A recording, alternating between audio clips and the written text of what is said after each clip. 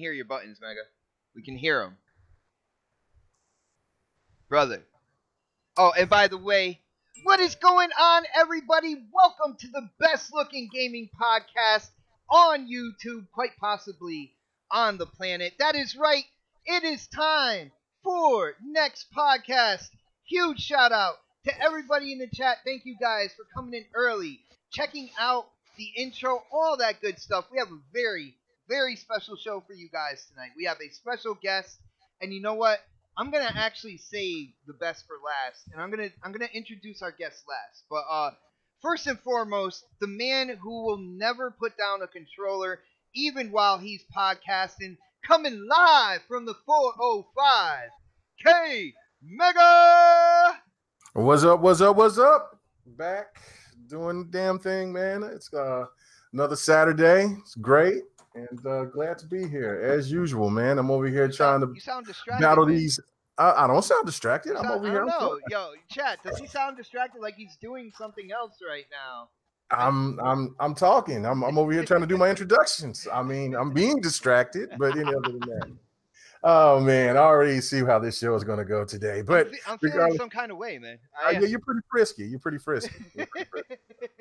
Anyway, but no, man, glad to be here. You know what I'm saying? A special guest. First, it's not his first time, but it's been a while. So it's been a while, man. It's been a while. It's been a while. Since Titanfall 2, a while. Like this has been a long time coming. So yeah, it's been a minute. But other than that, yeah, and for the rest of the bums that's here, yeah, okay. Let's get this party started, man. All right. Well, guys, next on the list, he has saved the world more times than I can count on my fingers and toes, and the most unique part, he does it all with the coolest mullet ever made. Dark Optimus! Hey, what's up, everybody? What's up, brother? How's that mullet rolling? Nice and smooth? You got the party in the back blowing? It got caught in something the other day, so I had to cut it. I don't even want to hear. If I could mute you right now, I would. I can, but it's just too complicated.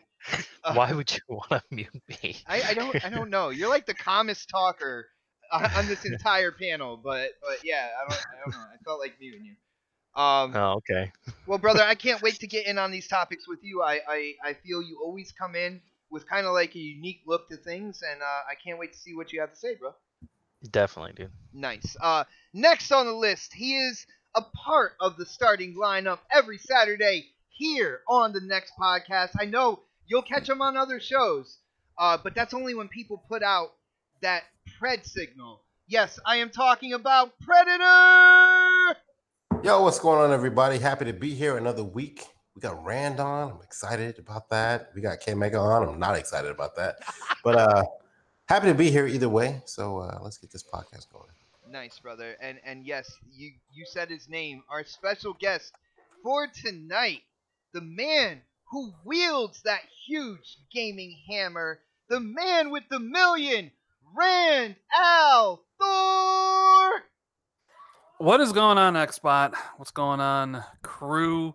You know, I am very disappointed that I didn't get to hear the Dawn intro today. I was looking forward he might pop in all week. I've been looking forward to it for like 3 years since last time I've been on. It was Titanfall 2, which was 2016. Damn, 3 years, brother? 2016 or 20. When did Titanfall 2 come out? Like 2016, yeah. Yeah, so 3 Holy years. crap, and man. you just slid into my DMs. You're like, I It's want you to about- come on next. And I was like, okay, yeah, you know. It's Sure, about no that problem. time. Like, But it's a long time. And I was like, oh man, the Don's gonna be there and his intro. Ooh. oh, And now he's not here. I feel like I was lied to. no, dude. Very Unfortunately, disappointing, he got addicted to Mixer and streaming on Mixer. He's probably over there right now with some weird game or something like that. I guarantee during the show I'll get a notification saying that the Don's broadcasting on Mixer. Yeah, probably. So, Rand, it's not my fault. You could blame the Don. We can go in on him on Twitter and let him know how disappointed we are. But, for now, the show must go on. You know about live shows, man. You and Jez with the Xbox 2, man. That show has really been blowing up. Of course, your YouTube channel as well. How's everything going, man? everything's going, pretty well. The podcast I do with Jez, like I love doing it with just me and him. Mm. And we talk every day. Like I was talking a little bit earlier today about stuff, and he was on vacation this week, so we didn't get to do a podcast this week. So I'm kind of like itching to do one next week. And yeah, the YouTube channel, like just kind of grinding away at doing it, making videos whenever I feel like it. I enjoy YouTube quite a bit, although sometimes the comments can be a little infuriating is not the right word. Colorful, maybe? Yeah, they can be pretty bad, and I don't think I'm like a horrible person, but reading some of the comments sometimes from some people, you would think I'm like the worst person in the world. You start questioning yourself, and like, yeah, it's pretty bad sometimes, but all in all, like I like doing YouTube. I think it's really cool, so I'll continue to do it as long as I possibly can. Nice, brother. And just one more thing, because you are the man with the million, you have so many. Your achievement score is so high. I swear, so many other people in the community, they just look up and wish to have that number. What is the game, no matter what platform, what is the game that Rand has been playing like nonstop lately? So I recently finished Katana Zero on the Switch, which I absolutely adored. But the one game I do find myself coming back to, even though I've said the addiction's over, I stopped playing it for a while, but lately I've been back. Don't say PUBG. PUBG, baby! PUBG. Oh, dude!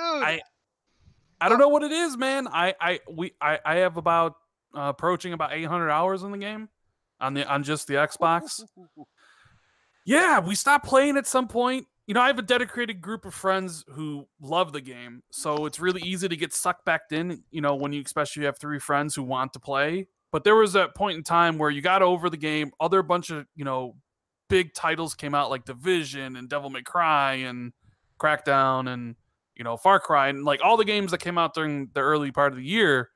And then they like right now there's nothing, right? There's nothing really until Wolfenstein. So it's like kind of that dead zone. And I just find myself back in PUBG getting chicken dinners. Dude, I do the same thing with Destiny. I'll take breaks and I'll play other games, when they come out and stuff like that. I do take breaks, man. I took like the entire season of the Black Armory off. All right, and that was a couple months. You must take a lot of breaks, Spot, because I never see you playing games. Oh, on that note, I'm trying to talk with Rand here. We're trying to talk about gamer things, and you guys are just attacking me. I don't think I appreciate you're full of shit. That's why. Yeah.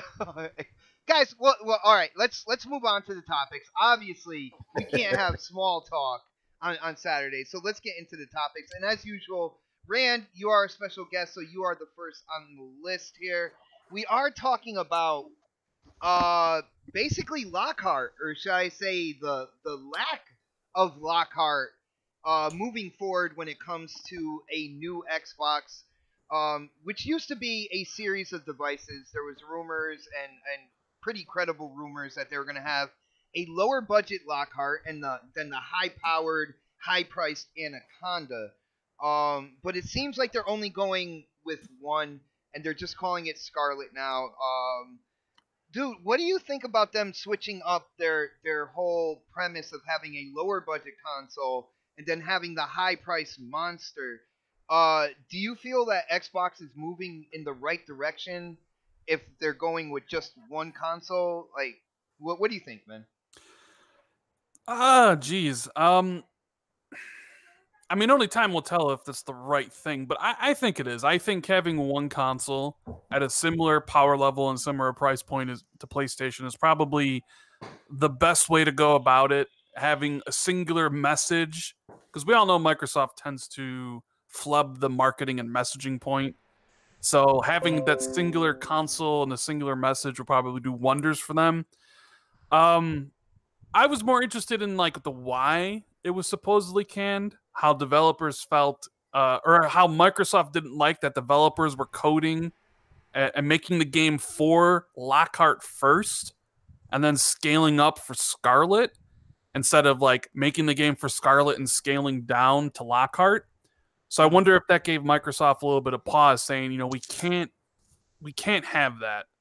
We need games to look on par with the PlayStation 5 version or better. Yeah. We don't like the idea of them doing stuff for Lockhart.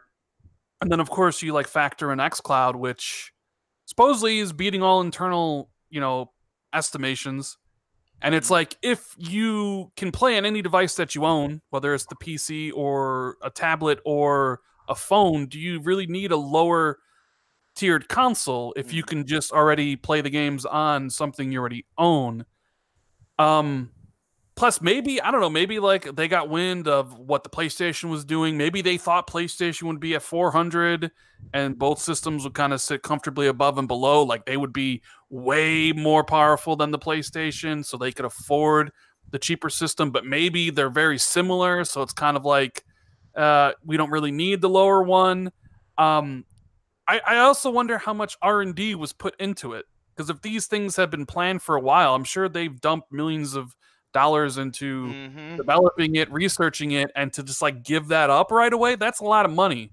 Yeah. And so maybe it's not there at launch, but it's possible maybe a year later they introduce it. They like just kind of back shelf it for a while. Yeah, it's like, so like at launch you'll have Scarlet, and then a year later you have the Lockhart at whatever price point. Maybe they couldn't get the price point and the parts for whatever price they wanted to go at. I mean, who knows? There could be many reasons why this happened, but it's like mono and mono. PlayStation 5 versus Scarlet. Like, who's, you know, this is where then price and content becomes even more important for next gen, because if both the systems are super powerful, which we both think they will be, then it becomes like, okay, who's got the better games, who has the better services. And that's what gaming honestly should be about. Like the power talk gets a little tiresome at times. Well, the power, you know? the power meant something when, like, beginning of this generation, when Xbox didn't have it. Even well, yeah, because it was a marketing angle. Yeah, it was fairly minimal in terms of the margin when you look at it. Overall resolution, we all know with developers that was usually the last thing that they thought about when developing a game. Now, but Rand, my concern here is I liked where they were going with like the lower budget Lockhart and then the high priced Anaconda, because I felt like that Lockhart let them really put everything like top grade under the hood of the Anaconda, because I know, like, you know, once everything is put out, unless they have some type of weird features that I'm not really into, I know whatever happens, I'm going to go for the higher power Xbox. And I was really confident that, you know, that they were just going to put everything into the Anaconda, really make it a monster. Now my concern, if there is no Lockhart, they don't have that safety net of the lower price kind of like hardware.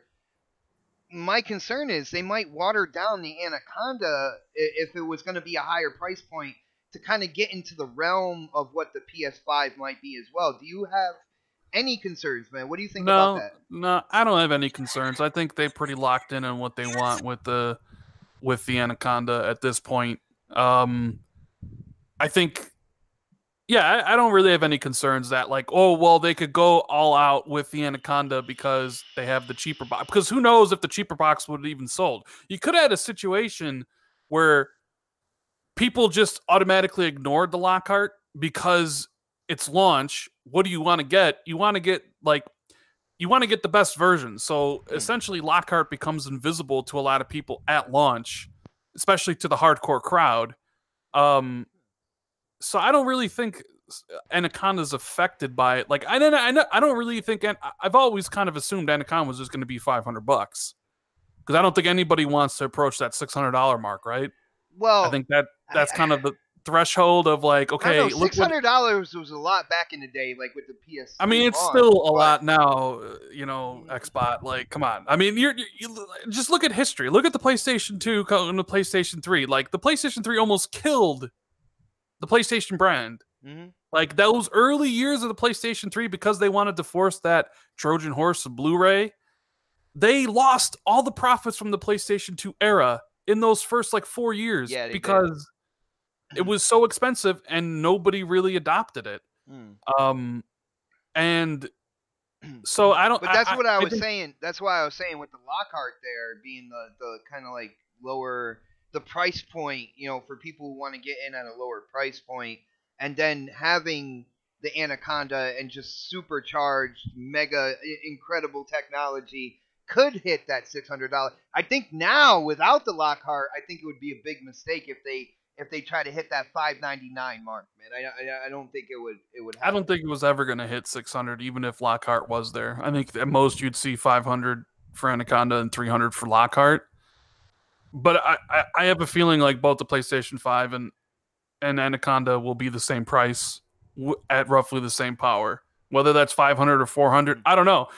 Like, wouldn't it be funny if E3 2020 Microsoft's like, and Xbox Scarlet, which they'll call what, Xbox 5, Xbox Infinity, whatever they call it, right? Give it any number. Will launch on November 20th for $499, right? $500, and then Sony has presumably back at E3 has a conference the next day, and they're like, and the PlayStation 5 will launch November 13th at $399.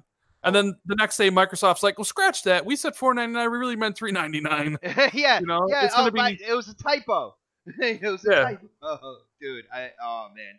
That would be insane. But, all right. Well, let's move on down here. Let's hit Predator. Predator. No more Lockhart, man. What do you think about that? And I know you heard my concern. You probably heard it a couple times now over the last couple weeks. Do you share any of the same concerns when it comes to watering down an Anaconda for this? I don't know if it's gonna be watered down. I think they want to make sure they have the most powerful console out there when it comes out. I've always been questionable about the reason why they were making a Lockhart along with whatever. What was the code name for the other one? The Anaconda. So like I was always questioning that, and so my theory was that the Lockhart was a discless version, and with the launch of the this last one, the Sade edition, and its poor showing right now, they might have scrapped it. Hey, we're giving one of those away in like a month and a half, by the way, so we can't say it's shoddy. Everybody wants a Sade, right? I'm saying, like, okay, with the way they're going right now with the the Game Pass, the game as a service type deal, when they make a digital only console, it made sense to me for them to make a digital only Anaconda version, which I thought was going to be the Lockhart. That's the way I took it, and then that's why I went with it. I've said that before in the past. Like I've always said that. Like I always questioned why they were making two consoles at the same time, and I've also thought that maybe they do multiple SKUs like they do with the Surface. Where like you can buy the Surface from Best Buy right now. You can get different versions of it: the 64, the 128. The discrete GPU version of it. So I thought maybe they may go that route too as well with the Anaconda. And if you want to pay $500 for the base model, you can also pick up the SSD version with a 2 terabyte hard drive for like $1,000 if you wanted to. So like, yeah, exactly, like that. And that's just my mindset, and no one quote me on that, because that's just what I was thinking. Like if they were gonna do it that way, like I thought maybe that would be an option for them, because the Surface kind of sold that way, and I know they're kind of going that route where they're I know Phil mentioned making things giving you more options as when it comes to buying things like that. And I thought maybe they might go that route, but again, we're too early in that aspect of it right now. But with them scratching this completely, I think it makes more sense. I mean, like, when you look at it, it gets really confusing. And I know we've got memes and stuff like that about it, but like, just come out with one console. Everything, man. Yeah, just come out. Yeah, right. Just come out with one console, right? Like, don't confuse the casuals that don't know any better, where you have fucking 4 or 5 SKUs out there. I feel bad for the casuals. If they ever listen to any of these podcasts, they must think that we think they are completely stupid asinine, idiots. like, yeah, right. dumb as a doorknob. And I don't necessarily think that. So I mean, I don't think that. I think that. I think people do their research when they especially spend that kind of money on something. But like, when you walk into a store, right, and you see, 3 different Xboxes, you're gonna ask questions, right? Like, I mean, like anybody would. Like, you'd walk in there, like, what's the difference between this one and this one? You're gonna start doing some research, and okay, this one comes with a game, this one doesn't have enough. Like in most eyes of the consumers, especially around the time this console launches, like around the holiday season, they're gonna want the cheapest version possible, right? And most casuals are gonna be like, okay, this one is $399. I'm buying that motherfucker. So the X might be that price by that time. Like they may drop that down, and we got the SAD edition out already, and then you're gonna come out with the Anaconda version. Like look at marketing, like right. So like Rand mentioned this a second ago. There was a time where you can go into a store, Best Buy, Target, Walmart, whatever you want to call it, and they still had the original Bat edition with the Connect still showing on display. Even though they had the Slim edition out that looked much better, was like a better console to purchase, they still had displays of that shit out there, right? Of this the Fat edition.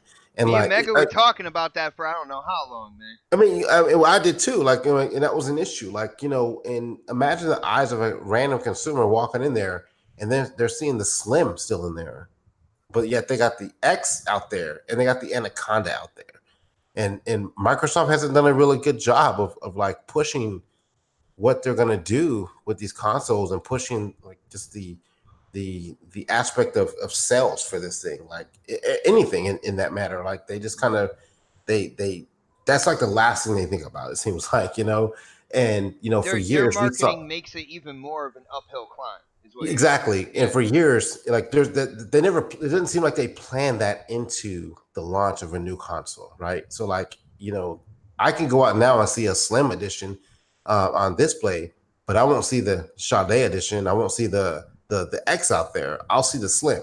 And for years prior to that, we would just see the Fat with the Connect still attached to it, right? So like, they're not going to change that because they haven't shown that they will, right? So can imagine like in 2020, when this console comes out and they still got the Slim edition out there, even though the X is more powerful, even though I know they're going to show the Anaconda off everywhere. You say that, right, but they didn't do that with the Slim, and they're still not doing it with the X. Yeah, but that was more of a mid-gen restructure. They're still not doing it with the X. You say that, but they're still not doing it with the X. The X isn't on display anywhere that I've seen. Have you seen it? No, it's on display in my bedroom though. It's right here. Yeah, you're at home. You already got one. the person going out to buy one is going to walk in the store at Best Buy, Walmart, Target, pick a store, and they're going to see the Slim edition. They're not even going to see the Sade edition. They're going to see the Slim edition attached to a 1080p TV running Forza 4. I mean, for real, because that's the same thing. You're not lying. You're not. That's really sad. Like I took marketing and graphic design in college, and just hearing it laid out like that is just, it's like such a sad kind of like marketing. It's Sade marketing. Oh no. Oh, look at you playing golf club. Yeah, I love golf club, by the way. Yeah, I mean, like, I'm just like, for this, like, I'm glad they decided to pull back on it because I don't have any faith in them marketing it right. I guess we're gonna have to wait and see. Like, I'm hoping their marketing kind of improves. When see, like, you're that guy that keeps trying with a girl that doesn't want to date you. Like when have they done that though? Dude, eventually we're gonna end up in the same party, getting drunk, and who knows? You know what I'm saying? But when have they? Yeah, and you gonna go home with Chauncey, right? Oh no! but when has Microsoft done that though? Like you say like you're gonna wait and see, but like their history, that's who they are, right? That's who they are. They're not gonna change that stance, and especially we haven't changed. Shannon's still there. What the fuck is the big boy's name? I can't remember his name. Aaron's still there. They ain't changing shit. Like, and by the way, Aaron Greenberg follows snaps on Twitter, but not Xbox 448. What kind of is that, man?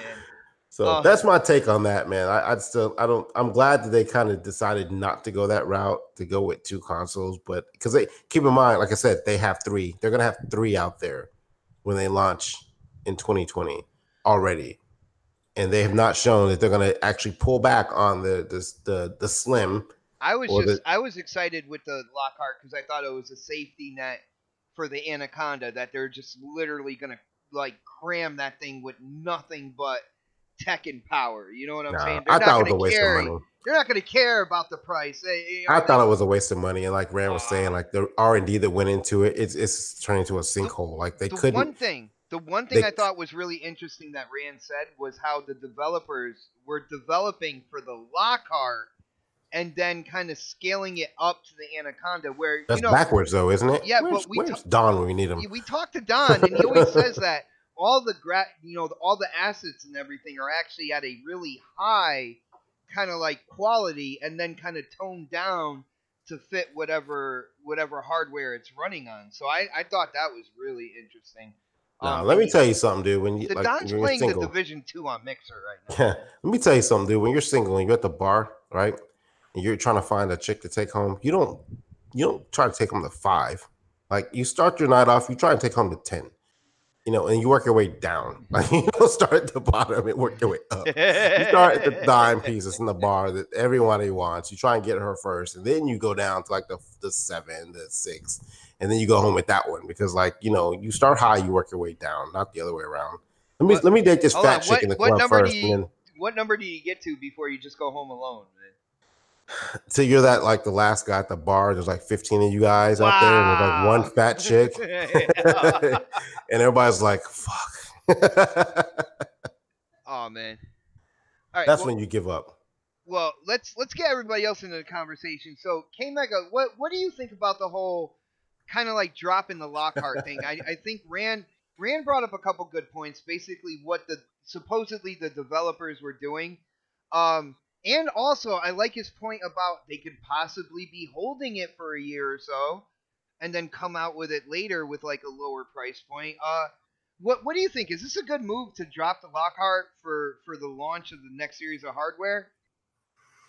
Yeah, no, I think that it is the best strategy to just focus on the Anaconda and then eventually bring. Yeah. I mean, because my bad. Hold on. O Snaps in the chat said fat chicks need love too. By the way, Predator. Okay, go ahead, man.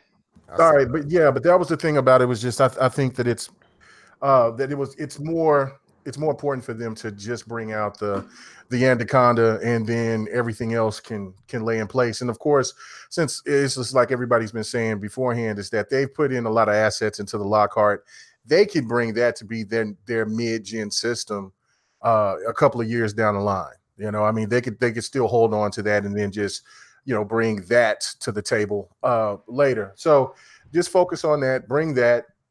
You still have the X, and there's still plenty of juice into the X. So why not let that be the gateway, that and the Sade edition? You see what I'm saying? So there's no need to focus on that. And just like with what was said with Rand, what Rand just said was basically, you know, look, there was an issue with the developers that wanted to start on the Lockhart and not put in the focus on what was going on with Anaconda, and we didn't. And I don't think any of us wanted to hear all that crazy stuff again, talking about resolution or what ray tracing gate, whatever the hell would be the new thing. Right up there, top to the left. I see it. Yeah, there would have been some kind of crazy talk that would just cause more confusion. So just stick to that. And yeah, I think that, you know, what you was talking about with the marketing per se is that. You know, me and Bot, we have talked about this. We was thinking that, they was going to start putting out the X, and they was going to put them in the kiosks, and then people were going to get to see the difference between that and the Pro. But I think really with this generation, this was more of just trying to clean up the mess of how the middle of how the middle of this gen for Xbox was, and then just trying to have a whole clean slate when it comes to the next gen. To me, it's like, you can't really clean up or fix anything that this generation has had its problems for. So you just start over, clean slate, and then just redo everything else. Hopefully that's the marketing plan of just saying, look, then we'll just keep the kiosks the same. You'll still see the fat with the cadet and you know, and then there's a anaconda that's sitting in a box and nobody knows what the hell that's going on. I don't think that they'll do that. I think that they'll go balls to the wall with everything and let people know exactly what their messaging is this time around. You know, and that's just the one thing that they have to do is be slow but be firm and direct about their vision, because they're going to be doing a lot of things. So I think that the Lockhart thing was the best solution for them overall. So I mean, it's all good. And like I said, I don't think that's the last that we'll hear of Lockhart. Me personally, I think it might be called something else later down the line. But yeah, just it's going to be called Save Lockhart. Oh. Nice. See what I did? But yeah, no. But yeah, but the X is plenty of capable to be that gateway to getting it for the people that want to go the cheaper route with Xbox, because it's still a comparable system. It still plays games in 4K. You can still get games in 4K 60, and of course, with developers are still, making games. It'll still look good. So the only thing it doesn't have is that brand new shiny CPU, brother. Well, I mean, but that means a lot, man. But for the person that just wants that, there's millions of people that still playing 360. So I mean that they don't care about. Yeah. There's playing, millions of brother. No. I need a link. You gotta send me a link on Twitter.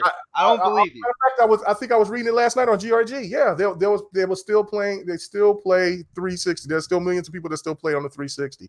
There's just some people that refuse to want to go into buying new consoles. They will just wait.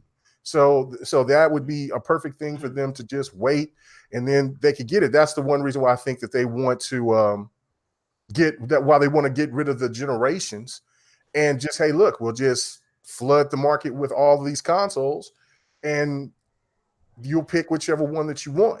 But for the people like us, the hardcore, and for others out there that are familiar with these consoles, they just kind of want to be set on PlayStation 5, Xbox, and whatever Nintendo is going to bringing. Nintendo. Yeah, I mean, I think that's just the main focus that it should be. Nintendo's going to have a gaming watch next generation, and it's going to be amazing. People are going to call it a console, by the way. But Rand, before we move on to Dark, I did want to ask you a question, because you do have your ear to the ground more than some other people I know. You heard Mega talk about the Xbox One X, that being kind of like a good entry level, still having power under the hood. Have you heard anything about forward compatibility? Did you hear that that's still a thing moving forward? Jez says that, because we talked about this on Xbox too. Jez says that a lot of games will be forward compatible, or at least cross-gen, I think is the term. But he's pretty sure that eventually at some point, whether it's 2 years into the next gen or 3 years, there'll be a cutoff. Okay. And they'll be like, okay, this will only be for Scarlet, and then eventually streaming devices, and whether you can stream it to your X or what have you. I've always kind of thought that. Like in the beginning, they'll probably be 3 years or so. Like you're really. Well, Microsoft's not going to mandate. Like Microsoft would be like, if you want to make your game available to all the people who own Xbox One S's and X's and Xbox Ones, you can. I have a feeling that for the first couple of years, Microsoft will make sure that their own games are cross-gen, at least playable on all the devices. But if a developer wants to, say in 2021, make a next-gen exclusive game, then they'll probably be able to. It's not like Microsoft's going to mandate that, hey, this game needs to work on everything. It's like, if you only want to work on Scarlet, you could probably only work on Scarlet. I mean, and that makes sense. You got to give, I guess when it comes down to it, when hardware launches, what they call the quote unquote hardcore, and I just picture Dark Optimus every time we say hardcore gamer, he just cringes. Like he hates that like terminology or whatnot. But the more focused gamer will go and grab the tech, day one. But giving that couple years for the other gamers in the community, the people who might not necessarily have a job where they can just spend like $500 at a plot. Like it's going to take a while. Having that forwards compatibility within that time, or that quote unquote cross gen, I think it's a great idea. It keeps everybody buying software, and that's where they make their money at. So to me, that's a no brainer. Dark, what do you think about this whole no Lockhart thing, man? I know you're going to talk about the hardcore gamer versus the casual, and you're really going to go into detail on that. But no, what do you think about them dropping Lockhart and just going with Anaconda, just calling it Scarlet now? Is this the right direction in your opinion, or would you have rather had that lower budget, next series of hardware, and then that creme de la creme Anaconda, man? What's your thoughts? I think from the get-go, I was thinking to myself, I don't think they even need a lower tier console. That whole time I was thinking to myself, why are they even doing this?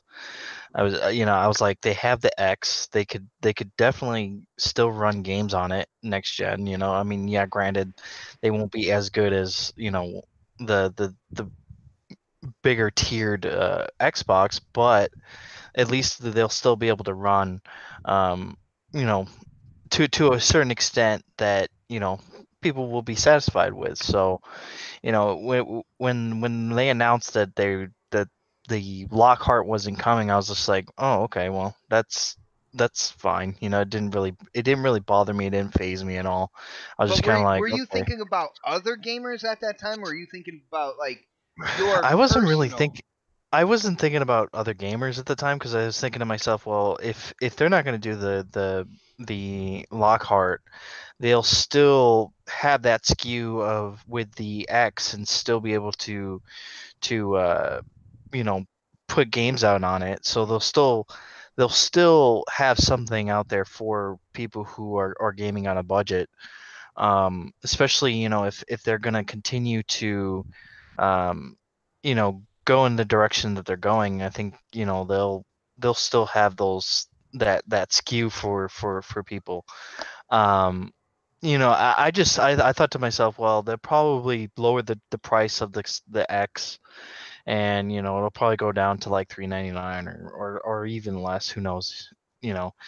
And I was just thinking to myself, like, it's probably a good thing that they decided to not do the Lockhart, because I honestly, the whole time I thought to myself, it might be a little confusing to the consumer. And I know a lot of people disagree with Again, me you on are that. calling casuals dumbasses that No, won't no, look I'm not. into it or No, nothing, no, I'm man. not. No, I'm Damn it! not at all. I'm here for the It's not. casual people. It's not that they're gonna go in the store and be. I don't think it's. I shouldn't use the word confusing. I should say more. They're gonna go into the store and they're gonna be like, "What's the reason why I need to buy this console if you have this one here?" And I think they're gonna think to themselves, "Well, I'd rather buy this one. It's maybe $100 more. I'll buy this one instead." And I think Microsoft kind of knew that. They were kind of thinking to themselves, well, and plus, the developers, I think, even were like, we don't want to have to create games for like 3 or 4 SKUs of consoles. We would just want to make it for like the top 3, which is Nintendo, Xbox, and PlayStation. They didn't. I don't think they wanted to really like dive too deep into having to cut things down for the Lockhart or things like that. um and still have things running on the X too. I think it's just it's a lot. It's too much. It's too much marketing on the market. You know what I'm saying? So it's like you're having people get this console that's let's just say they did come out with the Lockhart. They're like, yeah, we're gonna come out with a Lockhart, and then they have the X, and then they have the sad edition, and then they have No, it's not the sad. Anaconda. Predator? What is it? It's the Sade edition, whatever. It's Sade. whatever. It doesn't matter. It really doesn't, because you know what I'm talking about. You have all these consoles on the market. Most and I'm not saying everybody, but there are a lot of people out there who will go to the store, ask the employees, like people at Best Buy or GameStop, and be like, because moms and dads, a lot of them who are not gamers, are going to go into the store and be like, what's the difference between these consoles? And then the employees are going to have to explain all the differences between those consoles. That's going to take a lot of time. A lot of people like to go into the store, get their stuff, and just get out. They don't want to be bombarded with questions and Dude, this things like one's more that. powerful. It runs games faster. It runs games better. Yeah, Better I mean, graphics. This one isn't. There you go. yeah, but that's the thing. Like, if they really are gonna go in there and wanting to know, what's the difference between this one and this one and this one, most employees are gonna, explain to them Dude, what. from my experience at GameStop, people are just going to point to the PlayStation and say, get that one. The Well, reason, yeah, I mean, yeah, you're gonna the have that reason at why I got GameStop, but I fired think was I because think I actually gave people details about each console. So yeah, I mean, you're a good employee. That's the difference between you and most of those we other got to guys. timestamp that. That was a compliment by Dark. Um, Oh my I'm goodness. just saying. I mean, there's a lot of employees who just don't take their job serious. They just go there for the paycheck and they say, well, whatever to the customer, And that's not. I don't think that's the right way of going about it. But um, I'm actually kind of glad that they decided to not do the Lockhart. I think it wasn't something I think they needed. It wasn't anything that I think Like I said, I am just was. concerned.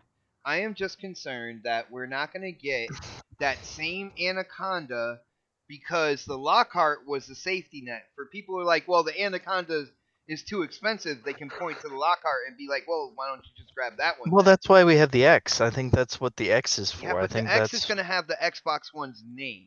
That's another right. thing. Hold on. That's another thing. Special guest. Do you think they're going to keep the name Xbox One moving into 2020 with Scarlet? No. All right, good. Good. I don't think so either.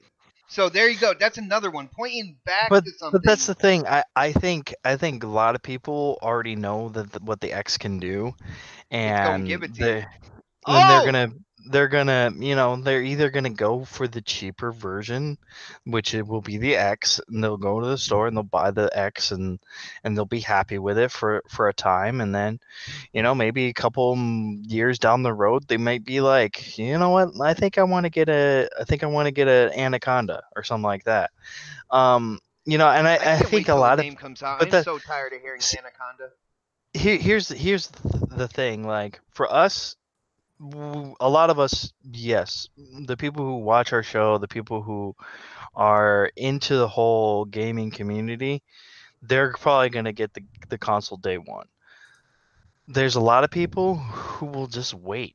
They'll wait forever just to get the console. They don't care, There's a lot of that's people out why there that just don't care. That's why they need to have that cross-gen forward compatibility for at least Right, like the and that's 2-3 what they're going to years. have.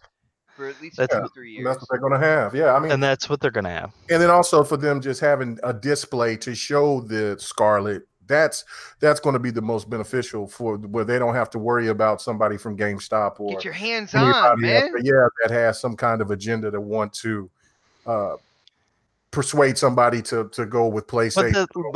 But Mega, you gotta be honest that most of the guys who work at GameStop, they're gonna be pushing the PS5 when that comes out. It's just Guys, it's GameStop might not inevitable. even be there in 2020. Well, But that is true. Yeah, they might the not reason even why be they there. pushed it is because PlayStation was still holding the same. Was going the same direction as what GameStop wanted to go. We're talking about used games, things like that. I think PlayStation now is going a whole nother direction. They see how digital sales benefit, so they're kind of like shooing them away and leaving GameStop to themselves. So I don't even all that remember catering just didn't. It helped them make it through this generation, but I don't think that they'll survive through the next generation. Personally, yeah, I don't remember the last time I went into GameStop and actually. It's been a couple years. Because for me, like, I just got sick and tired of. I went into GameStop and bought pop vinyls. That's what I did. Yeah, that's a little different. But when you're trying to buy a game, they're bombarding you with a bunch of stuff that you just don't even want to hear. Here, buy man. this cell Especially phone. me. Buy this cheese sandwich. Yo, I buy don't. something. Yeah, it's like for me, it's like I don't care, man. I don't want to buy your freaking warranties for the game. Like I take care of my stuff. I'm not one of those people that don't Do you take want care to of my warranty shit. a Blu-ray CD? Oh yeah, Right, of course. exactly. No, I already know that you don't need it. Those Like I shits are know damn that. near indestructible. Yo. Yeah, they're literally. I mean, I've seen people run over a Blu-ray in a car, and the thing freaking cracked, but it still works. Still popped it in, still played it. Yeah, insane. Yeah, it's insane. So Check this out. Well, Dark, while I'm with you, let's switch topics real quick and shout out to the Inner Circle, which we, this show, my channel, we are affiliates with the Inner Circle. Came out with an article talking about PlayStation and the next generation, the PlayStation 5, and how they are going to cater to the quote-unquote hardcore gamer, the gamers that, really look for an absolute every bit of power from their console, all that good stuff. Basically saying, and the original report is actually from the Wall Street Journal. I have not renewed my membership to the Wall Street Journal, so I did not get to see that article. Just for anybody who doesn't know, I've never actually got a subscription to Wall Street Journal, but they said that basically a huge focus of the next generation PlayStation will be on the hardcore gaming audience. PlayStation has become such a massive part of Sony's profitability and what has made the company so healthy over the past few years. Hard who? Hard who? Hard who? Oh, what is up, Don? Hold on, man. hold on. I heard Don, you guys call my name earlier, and I'm like, oh man. I have to do this. I have to do this for our special guest, guys. Okay. Your lights are flickering, and you know what that means. It is time to stand up, show that respect, kiss that ring, the Don. Hey, I decided to stop on by. Don, since you came in, this is funny because I just derail the whole podcast? No, we were talking about something, and we're like, where is the Don on this? Because we're talking about dropping the Lockhart. There is words going around stating that Xbox might have been unhappy with developers because they were developing for the Lockhart, but then scaling it up to the Anaconda, and Xbox wanted it the other way around. Now, you have gone on record many times on how when people are developing games, like their assets are already super high and they have to scale it down to the hardware. So what do you make of that possibility that developers were developing for the Lockhart and then scaling up to the Anaconda, which is why Xbox is like, you know what, screw that. We're tossing the Lockhart to the side. We're only focusing on this machine right here. Yeah, I mean, the best way to describe it's bullshit. Really? It's not true at all. I don't know who's spreading that rumor, but there's no truth to that at all. Because why would you create higher end assets and just ignore them and put them on one platform and not create another? high end assets, then go down really low to the Lockhart just to scale back up again to the Anaconda? To me, that doesn't make sense. No, it doesn't add up at all. I mean, no developer would, in their right mind, would ever do that because they want their game to show the best, no matter what platform it is. And this goes with everything, right? Nintendo Switch, your PC, your Xbox, your PlayStation. It really doesn't matter. So, that's the reason why they always start up high and scale down. I mean, that's kind of how all it is. I mean, we're, a lot of studios. I mean, I know I'm building an 8K assets right now. Okay. So if I can do it and I'm one person, why can't other bigger studios do that? It doesn't make any sense. So what do you think is going on with Lockhart? If you had to make estimations, I know I'm not asking for any type of, kind of like backdoor information or anything like that, but just with you and your experience with like game development, why do you think they would drop the Lockhart and only focus on the Anaconda, which is now called just Scarlet? Yeah. Well, and here's the thing. This is what I said on Xbox Nation. I heard just You're what on Phil Xbox said. Nation? No, I'm just playing. Yeah, I was there for a little bit. Just kind of like this show. But I was you were talking about the same subject, right? And they were talking about like, what's the story behind Lockhart? And the reality is, I haven't heard anybody from the development community ever talk about Lockhart, ever. The only time I've ever heard of it is through the gaming community. That's the only time I've ever heard of it. So are you trying to say it didn't exist? If it did, it was very early. And maybe that's what got trickled out to the public. I do not know, but trickled. That was never something that was in conversation with my colleagues. So for whatever that's worth, it doesn't mean it didn't exist. It just means that's information that never got to me at all. All right, well that's cool. Basically, the next topic that we got into, we started getting into the article by our friends over at the Inner Circle Gaming Network talking about PlayStation. Basically, when it comes to the PS5, they are focusing on the quote-unquote hardcore gamer when it comes to this. And I was reading off, some of the article, and I'm looking to see exactly where they say what they're going to do for this. It says, with analysts projecting the next generation PlayStation to land somewhere in fall 2020, undoubtedly around the same time as Xbox's next-gen Scarlet. Their plan to stand out from the competition is they plan to continue to build relationships with big developers and publishers to bring the biggest games to the console, with a major focus on delivering big-budget games, whether from first-party, such as God of War, Days Gone, or from third-party studios, such as, Marvel's Spider-Man from Insomniac Games.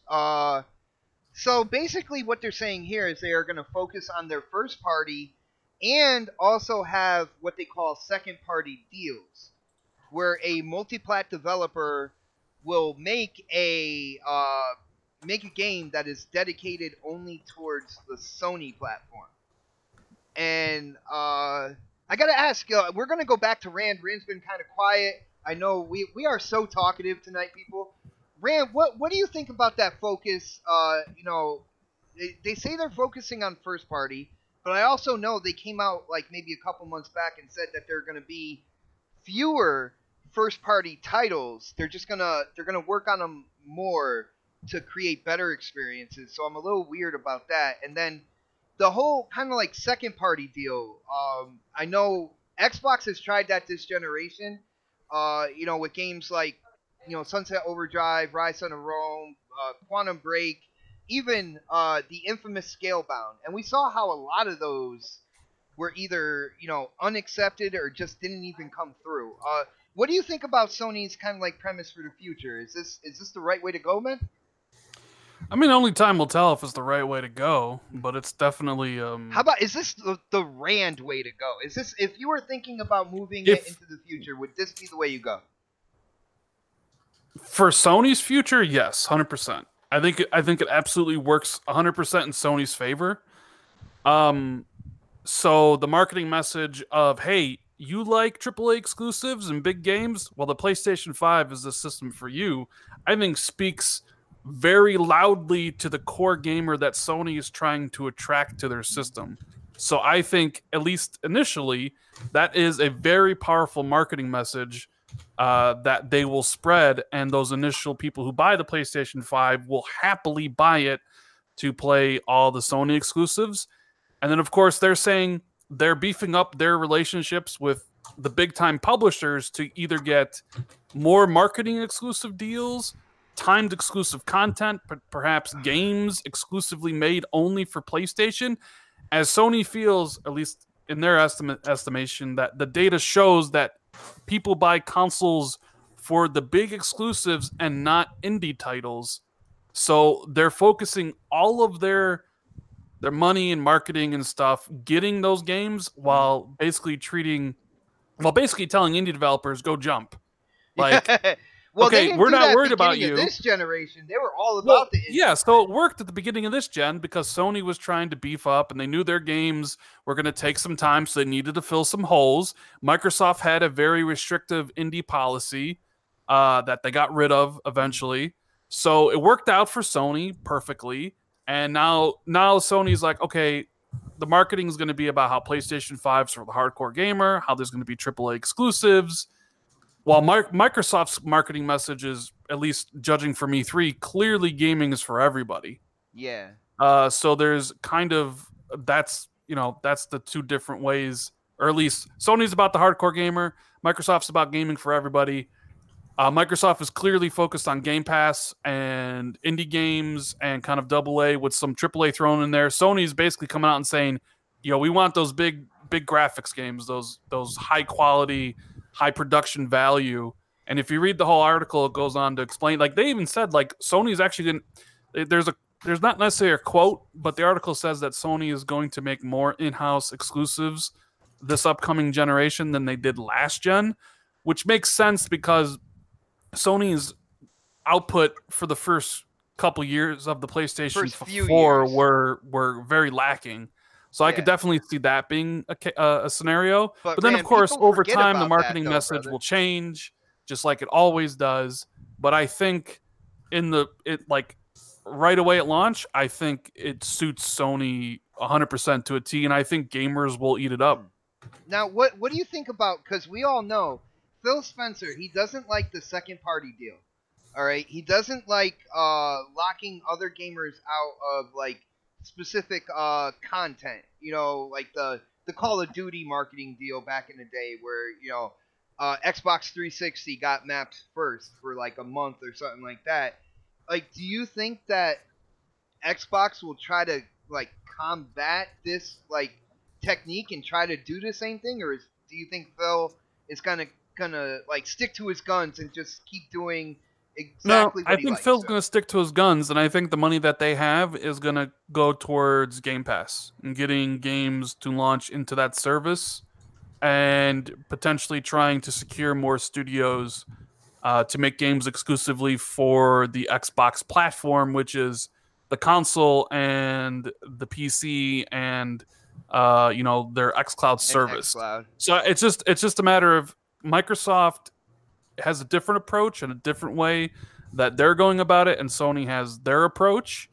Which one's going to win out in the end? Obviously, that's still yet to be determined. But I think it fits Sony and what they've been doing and what they're going to continue to do. And I think what Microsoft is doing definitely has its own advantages. But there definitely seems like Sony's basically coming out and saying, look, indie games, we don't need you. But you're going to come to us anyways because we're goddamn PlayStation. And you're going to put your games on our platforms regardless because our platform is going to be too big for you to ignore. So you're going to do it. We're just going to be... It's kind of like what Pred said. When you go to the bar, right, you hit on the 10 out of 10 or you hit on the 4 out of 10. In Sony's eyes, they're going to all the motherfucking... Sorry for the swear. Yeah, no, dude, it's okay. They're going to literally every 10 out of 10 and 9 out of 10, and they're giving all their time and attention to them, hoping to get one of those to either get their number or to come home. All the indie games and small developers, they're like the 6 out of 10s, the 5 out of 10s, the 4 out of 10s. Sony's paying them no mind, but don't forget about it. Sony's a playboy. They're a good-looking dude. They got money. All those 4 out of 10s, 5 out of 10s, they're going to be coming up to Sony to try to get some, because they know that Sony's got a lot of things to spread around. So that's my analogy on that one. Like, they're going to go after what they think people buy consoles for, which is the big AAA exclusives, the Maddens, the FIFAs, the Call of Duties, all that stuff. Try to get some sort of exclusive marketing or exclusive time deals to get people buying into the PlayStation ecosystem. And then they feel that the indie games will basically still come like scorned lovers because PlayStation ecosystem will have more users than pretty much anybody, and their games will sell. So that's kind of the gist I got from reading the article. Well, the funny thing is, Rand, that Sony is planning on kind of like expanding PlayStation Now to try to do what Game Pass is doing as well, right? I think they want to, because in the article it says that PlayStation views Microsoft and the Xbox as its main competitor. They don't view Nintendo as a competitor because Nintendo skews younger than PlayStation's core demographic. And they do look handhelds. Come on, man. Right, but they do look at Google Stadia as a mid to long-term rival. So they're not worried about Stadia and Google in the short term, but they have their eyes on them in the mid and long term, which is, 5 years, 10 years out, which is exactly kind of what a lot of people have been thinking is when streaming will take off. It won't take off at the beginning of this gen. 5G. It'll take off 5 years, and that's why Sony's signed the memorandum with Microsoft to use the Azure to bump up their PlayStation Now service. You have Jim Ryan talking about, we kind of haven't really talked much about PlayStation Now, but next gen, we are going to focus on it a lot. We are going to put it out there. So I think Sony knows that they're going to need to be in that space eventually, which is why they did the deal with Microsoft, which is why they're coming out and already saying all this stuff. So I'd expect more price aggressiveness in some of the PS Now pricing strategy, because it's like $20 a month, which is pretty expensive. Oh yeah. So I expect a lot better pricing on that front. I mean, some people are like, well, all they got to do is really put their PlayStation exclusives into PlayStation Now as part of the subscription, and a lot of people will subscribe, which is true. But I'm not sure that'll happen initially, as I think Sony still wants to sell the hardware, at least up front. Well, they so don't have the infrastructure ready yet. I don't think they have everything ready to really do the Well, it doesn't really streaming. matter if they don't have it ready. I mean, they'll take your $20 a month, even if like you can't really stream. And I'm just saying, I think they'll sell you their hardware for a couple years first, and then essentially put maybe the games in PlayStation Now. But I do expect a scenario where if you buy a game from PlayStation, you'll be able to play it on your PlayStation and then potentially stream it to a mobile device in the same way that Xbox is doing it at some point. Right. Which because they do say, hey, Stadia, mid to long term they're a competitor, so they need to build up in that area. I'm sure the Don will come in here and be like, Rand, I like what you're saying, but here's why you're wrong. I wasn't listening, to be honest. Oh I'm my sorry. goodness, dude! Are you still streaming on Mixer while being on the show? No, I have to let people know why I'm not streaming right now. So I had okay. to put a GIF up that was Dude, amazing. well, we got K Mega playing the game as usual while we're doing the show. Sorry, Rand. I'll start paying attention. What's up? No, Rand it's said okay. a whole lot, and you missed out, man. So you just missed out. You're gonna have to watch it again, afterwards to see. What I'm just he gonna said. go cry. Man, that's how Bot gets like his tens of views. I have to go back and watch. Exactly. It's all for people on the panel who missed what our special guest said. I'm like, you got to go back and watch it. Let's see. Well, Dark, what do you think about this strategy for Sony? Hardcore gamer, focusing on first party and second party, in terms of games. Third party is making kind of like exclusive games for that platform. Also, exclusive content. We know Phil, 2 out of those 3 things he's really not down with. Is that a strategy that you would like to see moving forward? Do you think this is the right way to go for PlayStation, and do you think Xbox is going to kind of answer it at some point? I think they kind of started doing that this generation. PlayStation did. So I mean, we're kind of already a little bit used to it already. So I think next gen, they're just probably gonna go a little bit more in depth with that, or like the people say, go harder with it. Go harder, go home. Right, exactly. Ooh. So I think it's what PlayStation is doing is what they've is what's going to be best for their business model and what's going to be best for their SKU next generation. So I think for me personally, I'm excited for it because me, I'm more of a single player type of guy. I'm more of a quote unquote one and done type of gamer. Where I play a single player game and I move on to the next one, and that's kind of how I've always been. I've never been into the multiplayer side of gaming. It's just not my thing. I'll play with people, here and there, I played with. You bless us, man. You do us a service by Not at joining all, on dude. multiplayer games. I see what it is. No, I'm not saying that at all. I don't know. I don't know where you're getting that from. Well, hold on, but, Dark. Keep going. I gotta run and get water real quick. I ran Yeah, out. It's dude. freaking hot in here. Keep going. I just think that PlayStation is going in a route that I think will be better for me in the long run.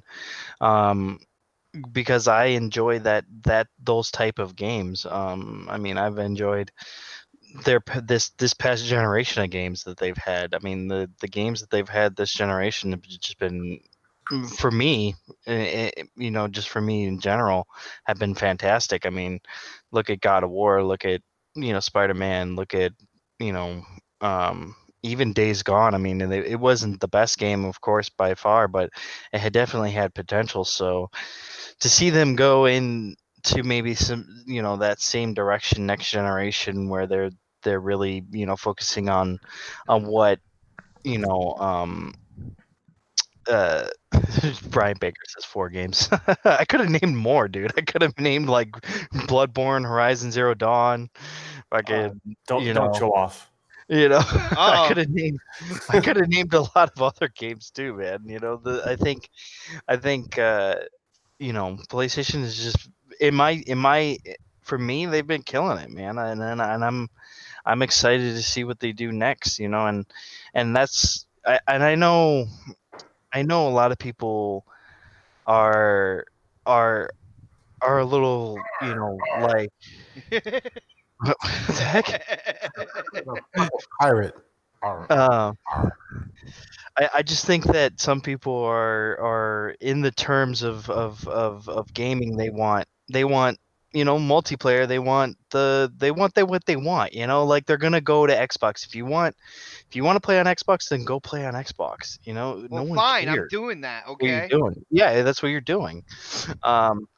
But I think really, to be honest, next generations, for me at least, it's gonna come down to the games, man. And if Xbox doesn't bring that, they're not gonna get my money. I at least in terms of in their ecosystem. Of course, they're gonna get my money because of the fact that See, he talked over they me own right there. pretty much everything. So He talked over me right there. No, go ahead. What I'm saying here is I love the fact how PlayStation. This is how good they are at marketing. Right now, they're not really ready for the whole streaming thing. They're looking at like Rand said, Stadia 5-10 years down the road. So since they're not ready for it, and even though they are gonna they're gonna dip into that heavily when they can, they are marketing like, well, that stuff. Oh no, we don't care about that stuff. We're for the hardcore gamer. This is what we're doing now. And then when they're ready, they're gonna be like, hey guys, stream everywhere. You know what I'm saying? They pick what they're doing, what is working for them, and they run with that, even knowing down the line that they're going to get into what every other company is getting into right now. Yeah, but they will market against it until they get to the point that they're ready to do it. They kind of have to do that in order to sell their consoles and order to really, I mean, not necessarily in order to sell their consoles, because I mean they've already proved it this generation that they can sell their consoles, and going forward it'll probably be that, where I think most Microsoft people will go toward consoles this generation. Don't but forget that's the thing. I think PlayStation will do very well next gen. I think I don't think at this point Xbox can come back from it. I don't think they will.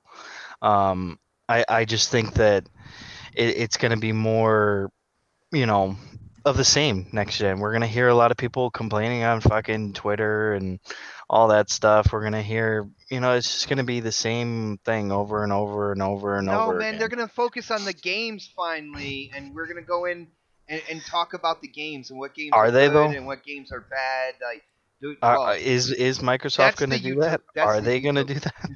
It doesn't. Dude, all right. There's a curveball I have in my back pocket, and I'm ready to throw it at any time. The more you ask me if Xbox has games, the more I am ready to throw that curveball. But we got to move on, man. Let's go to K Mega and what he thinks about this. I believe you were kind of excited to talk about this. I was in the DM. Now I'm bored to sleep. Well, dude, a couple shots of espresso. Come on, man. Let's live. Thanks, I appreciate that. You're welcome. What do you think about this strategy? We know Phil is not down with the second party deal. He's not down with signing exclusive content, stuff like that. So what do you think about Sony's plan moving forward? And how is this gonna pan out in your opinion, man?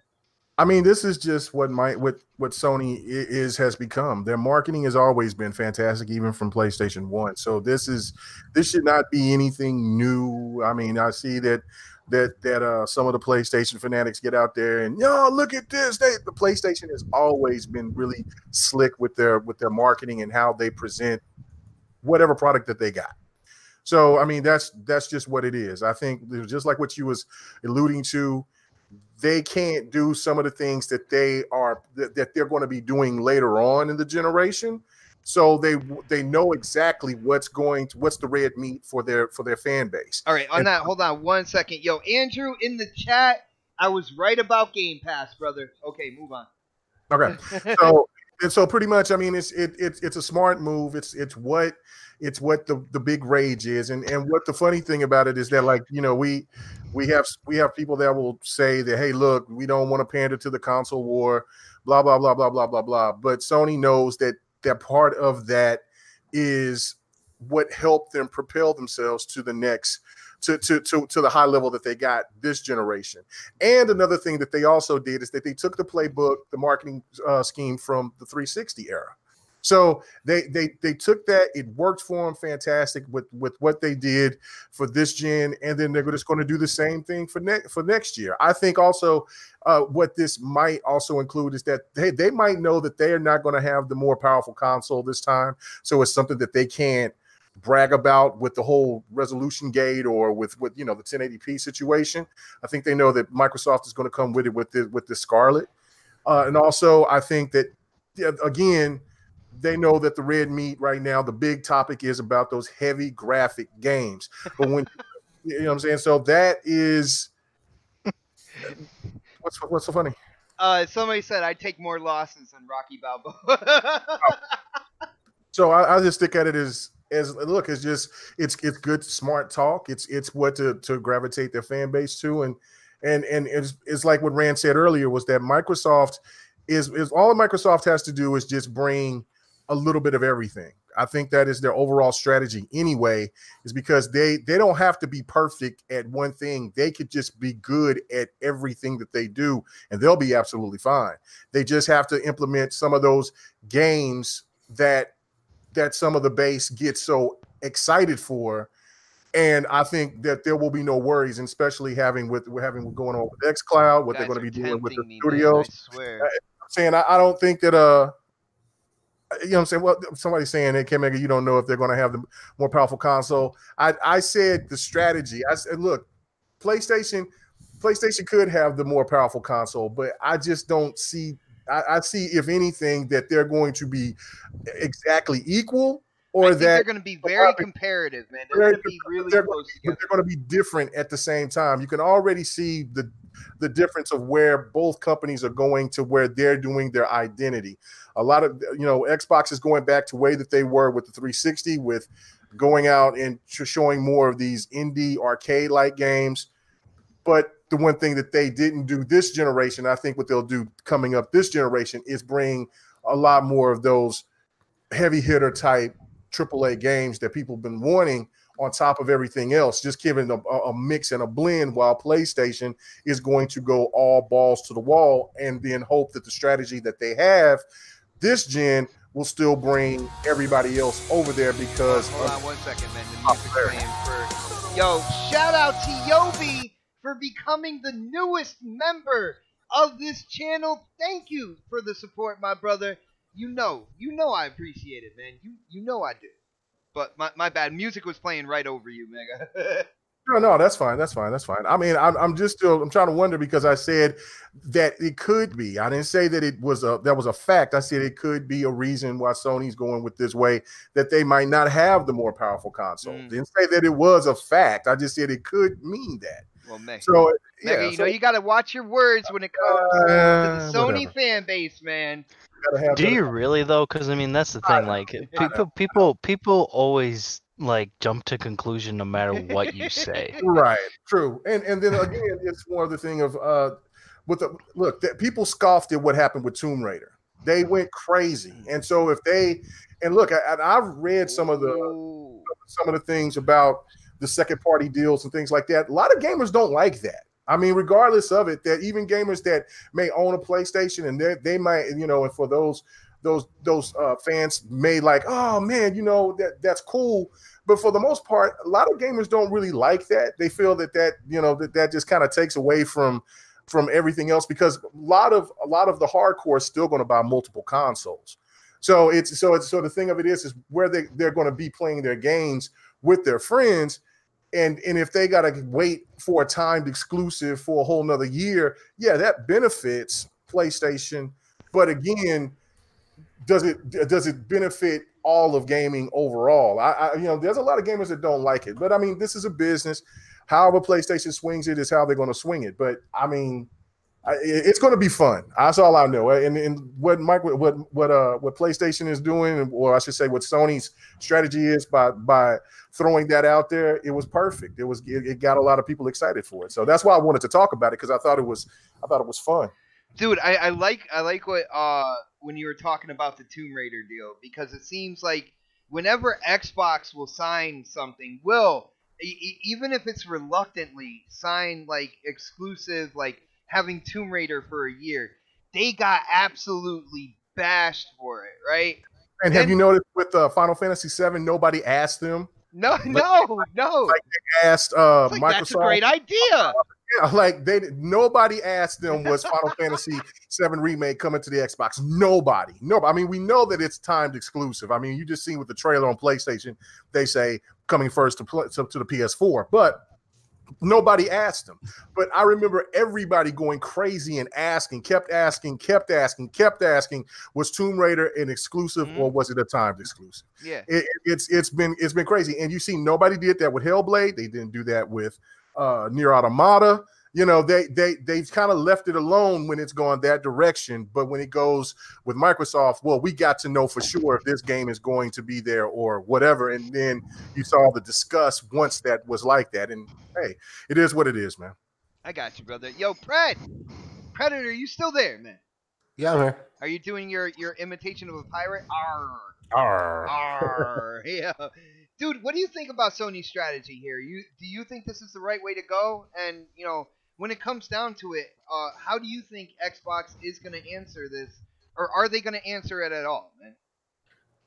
I gotta back up. What are they doing? They are for the hardcore gamers. So they say they're focusing on their first party, but also what we call second party deals, which is having multi-plat developers making exclusive games, for the PlayStation, and also looking into securing like exclusive content down the road as well. So for games that are multi-plat, getting the content first on PlayStation for this amount of time and everything like that. That's what they're focusing on. Those three things moving into the PlayStation 5. What do you think about that? Taking advantage of the leverage they have with, having the market share.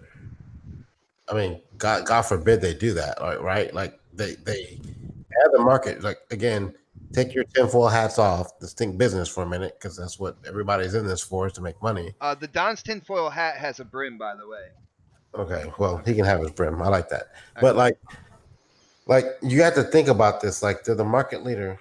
They're trying to, push forward into the next generation going forward. They want to make sure that they, keep people who are already there. They don't want to go through what Microsoft just went through at the beginning of this generation, where people kind of abandoned them. So, they got to push some kind of narrative at some point in time. So, like, yeah, I mean, it just makes sense to me from a business standpoint to come out and say something like that. So, I don't think they're doing anything wrong by saying that and putting that out there. I think the real answer is, what's Microsoft's response to this? How are they going to come at it? Because, like, hey, subscribe to Game Pass. There you go. Yeah, subscribe to Game Pass and get these just awesome AA's. Brother, come on, yo. I'm right on the verge of pulling this curveball, man. I'm waiting for it. I want to hear it. Game Pass is great. I'm not knocking Game Pass at all, but like, at the end of the day, at some point in time, Microsoft has to come out and just fire off on all cylinders, and letting their competitor just continue to fucking undercut them and outmarket them. I'll say it that way. It's got to be. And look at it this way: Sony as a company, not PlayStation as a company, Sony, because there's two different things. People seem to not think of that way, but like, Sony is the big big picture, you know. Yeah, that's the corporation. Microsoft is the big picture. So like at some point in time, Microsoft has to come back and say, well, look, this company is killing us with their sub company. And you know, like, and I think in my mindset from a business perspective, I think Microsoft is okay with being number 2 or number 3, as it looks like it's going to be if Nintendo keeps doing what they're doing. Like, they're okay with that as long as they're making profit with that small division, that sub company, right? So, like, I almost think they're okay with that. They're like, okay, we're getting a little piece of the pie. We're okay with that. But like, you got other people stepping into this realm. You know, you got Amazon, Google, fucking Walmart. You know, like everybody and their moms trying to make. Fucking Walmart's trying to get in on this, man. Everybody coming into this market space, and you know, you're supposed to be like you were number 1 like a generation ago. You know, and you well, Pred, just real quick, just a little back and forth here. When you said about Microsoft, you know, being happy with what they make with the Xbox division as long as they're profitable. I actually don't think it's like that. I think they feel that they are going to be the leader with how they see things. Right? Yeah, I honestly think that they think what they're doing. And I can see them thinking this way because I can see them looking forward. And I've already said this in the past, like Microsoft, they sometimes they do things too early. Right. And it kills them because they're so far ahead of the curveball. They're not really messaging what they're doing very well. Like, and that's where they lose it at. They know what it's like. You ever work with someone who's really, really smart and like they know what's going on, but like they have a problem telling everyone else what's going on. And like you're looking at them like, dude, you're dumb as fuck. But at the end of the day, they're like, this motherfucker's a genius. Like that's how I look at Microsoft sometimes. Like they know what's happening and they're thinking so far ahead of everybody else that they can't get everybody else on board with their thinking because they don't message it right.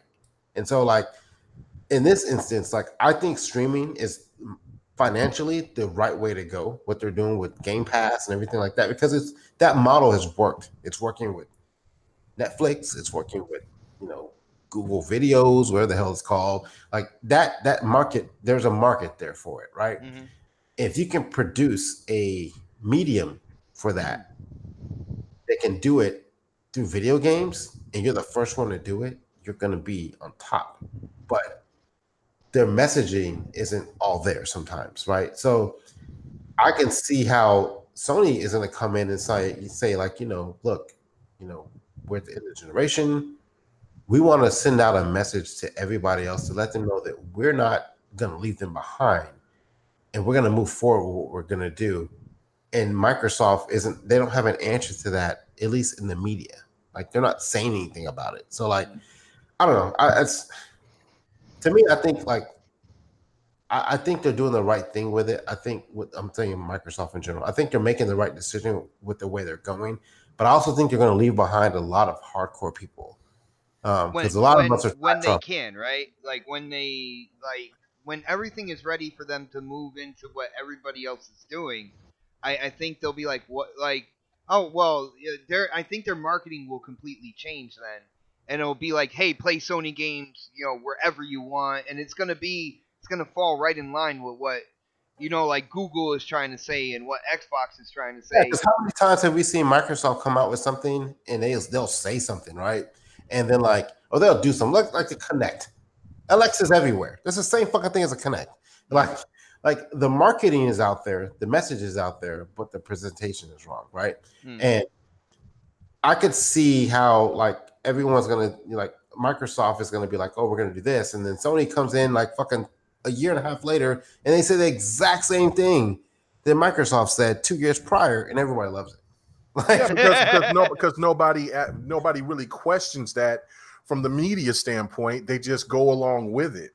That's kind of been the whole dynamic this whole generation. Like for instance, like we could talk about the beginning of the generation. We could say, you know, big AAA titles that came out. You know, you could say Rise, but then every time that you hear Rise, somebody's going to say, but you hear Sunset Overdrive, but Quantum Break, but there's always those.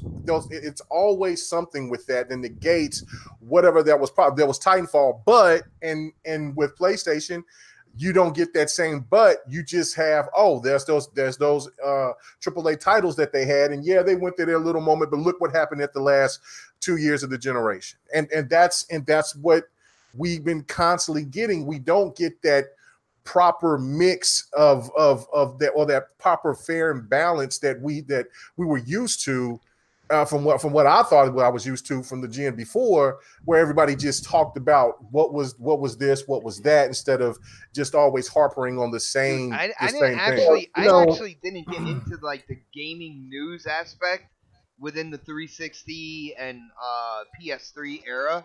I did look into games and what games were coming out, and I looked into, what people thought about the games and gameplay and stuff like that. But I never really got into what they call the console war. People going back and forth about Xbox or PlayStation. My only interaction with that was every single time I went to GameStop and I went to go pick up a 360 game, there was always some PlayStation 3 dude being like, "Why do you have a 360? Oh, you should get it on. The PS3. The PS3 is just way better." And like, it used to annoy the crap out of me. Oh well, my goodness! You know what? Here's the difference, right? Here's the biggest difference in this generation. We got Donnie D, and we got D. Right, and Donnie's, his attitude towards the division was to kill everyone. Right? It like it was like, I want to control the market and fuck everybody over. Not say fuck everybody. I want to control the market. I want to fuck it up, and I want everyone to come. This whole I thing was want advertisements, man. He wanted to make money, yo. He wanted the money because that's what the narrative is really about. It's the money, not the games, not all the. It's about the money, right? Donnie was like a businessman. Like he went after everybody. He wanted the exclusive deals. He wanted all that shit. Phil's not like that. He didn't come from that background. He didn't come from a business background. He comes from a gamer's background, and he wants everything everywhere. He wants everybody to be happy and hug and sit around the campfire and play games and that's the difference. That's a great future right there. I'm down. Man, marshmallows on controllers suck. What's that? The marshmallow on controllers suck. I'm just saying, if Microsoft had that kill mentality, they could have deaded this generation a long time ago. But they didn't come in like that. They came in with a weaker console. They got rid of fucking a Donnie D, and they brought Phil in the middle of it because the connecting didn't work out the way they wanted it to. But had they came in with the power, had they came in with the kill attitude, I think they would have won this last generation. But they didn't do that, and the messaging was all fucked up. And I don't know who said it before. I don't know if it was Rand or maybe Dark or Xbot or We'll give Rand the credit if it was something really good. One of y'all said that they came in this generation, they kind of had to redo everything, kind of start over from scratch, and they did. And then because of that, a lot of the things that Donnie wouldn't have dealt with, if marketing was fucked up, guess who would have gotten fired? Those motherfuckers, right? So he would have put somebody in that position to kind of fix marketing. Our boy Aaron would be gone right now. Oh, he'd been gone fucking 3 years ago, right? 3 or 4 years ago. But Donnie's not there anymore. So we got Phil, who's imagine if we still had Bomber there, man. And I'm not saying that's the complete answer, but I think one of the biggest things that we've complained about this generation has been marketing. Right? The message, talking about what the gamers want and reaching us as gamers. And they still have never addressed that. We still, even this E3, and that's why a lot of us are down. I'm in fucking PTSD right now because of E3. The message was never, it's still never been presented to us hardcore. And I know we're the small majority. But minority. Yeah. We're the small minority. However, we're the ones that are helping push your brand and franchise. We're the day one adopters that tell other gamers out there when it comes to new hardware and stuff like that. If we're the ones who tell our friends, yeah, this is good, go here, or this is absolute crap, go there. So we we dictate a certain direction when it does come down to gaming, new hardware, new game stuff like that. So Yeah, and just imagine how I mean, like being hypothetical here. If we had someone, not even if it was Donnie, like if it pick another hardcore, hard-nosed business Mongol out there that would have pushed his this franchise. guy I know, he's a part of this podcast. His name's Predator. He's live every Saturday, man. Not me. I couldn't deal with that stress. But just imagine like somebody like that mentality that came into this generation after Donnie left or whatever, and had that business aspect. And was like, you know what? And again, I know people hate hearing this, but like the metric has never been console sales. It's been money. And if that person would have came in there and been all about the money, then some of the stuff that's happened this generation would not have happened because they're trying to push console sales. I don't know about that. I mean, look, I don't know if you caught that Bonnie Ross interview with Ryan McCaffrey. It looked like that they were already that there was people, and I think Donnie D was even in that group of where they kind of wanted to just get rid of Xbox. Period. So yeah, I said that. Yeah, but I'm just saying those rumors of that. What we were saying in the beginning of the generation was that that they were trying to maybe sell off or break off. They were going to give away Halo to Gearbox. So I mean, like that's crazy. So I mean, look, I said this couple of years ago, and look, it's and anybody that knows about business, and Brett, I know you know about business, that you can't turn things over overnight. What Phil came and did, just to even get to the point to where at least Xbox is still comparable and still even successful in making money is great in its own self, and even bringing in the Xbox One X. That right there saved. I felt that saved Xbox from even a much more devastating generation. Mm-hmm. If they just had the S, like I've said that before, like when you've seen the comparisons through one of the last Digital Foundry comparisons that I've seen with Red Dead Redemption 2, compared to the PlayStation 4 and then the Slim and then the Xbox One S, it was horrible. If it wasn't for the X, that's the thing. Everything changed. Look, I know you brought up about Shannon Loftus earlier, but she's not even in that position anymore. So it's like, it's. I think that they just, like I said, they just they're wrapping it up. They can't. They bandaged up the wound of what's going on with this generation, and they're just saying, hey, look, we're going to bring in and go balls to the wall next. Now the market situation is still going to be.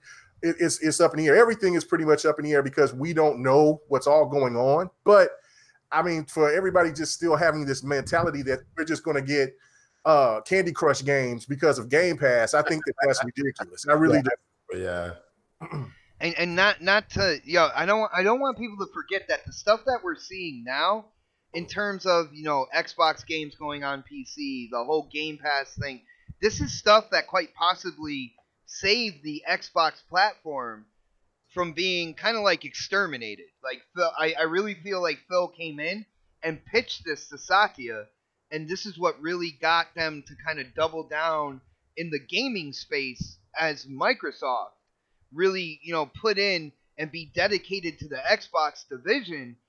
And I think a lot of it had to do with Phil. So I know he's not as cutthroat as a Bomber. Bomber was a wicked, wicked man. Oh my goodness. Like, he was just absolutely intriguing on a day-to-day basis. Phil's not really like that, but I feel like he came up with that plan that kind of saved the Xbox platform moving forward. So you got to think about that as well. Right. But, guys, speaking of plans, we all know... Oh, hold on. Don, did you chime in on this? No, I was trying to look back and see what I was supposed to argue or rant about, but I can't rewind the podcast. Rand wanted to hear your intro, man. He was completely disappointed. Rand, I hope you're happy now. You got the intro. I am extremely happy. Dude, I got messages that I needed to be on the podcast when I was streaming. So people as soon as Rand asked for it. No, people jumped into my stream and told me, yeah, you need to be on next right now. So that's shout out to Xbox fan base there.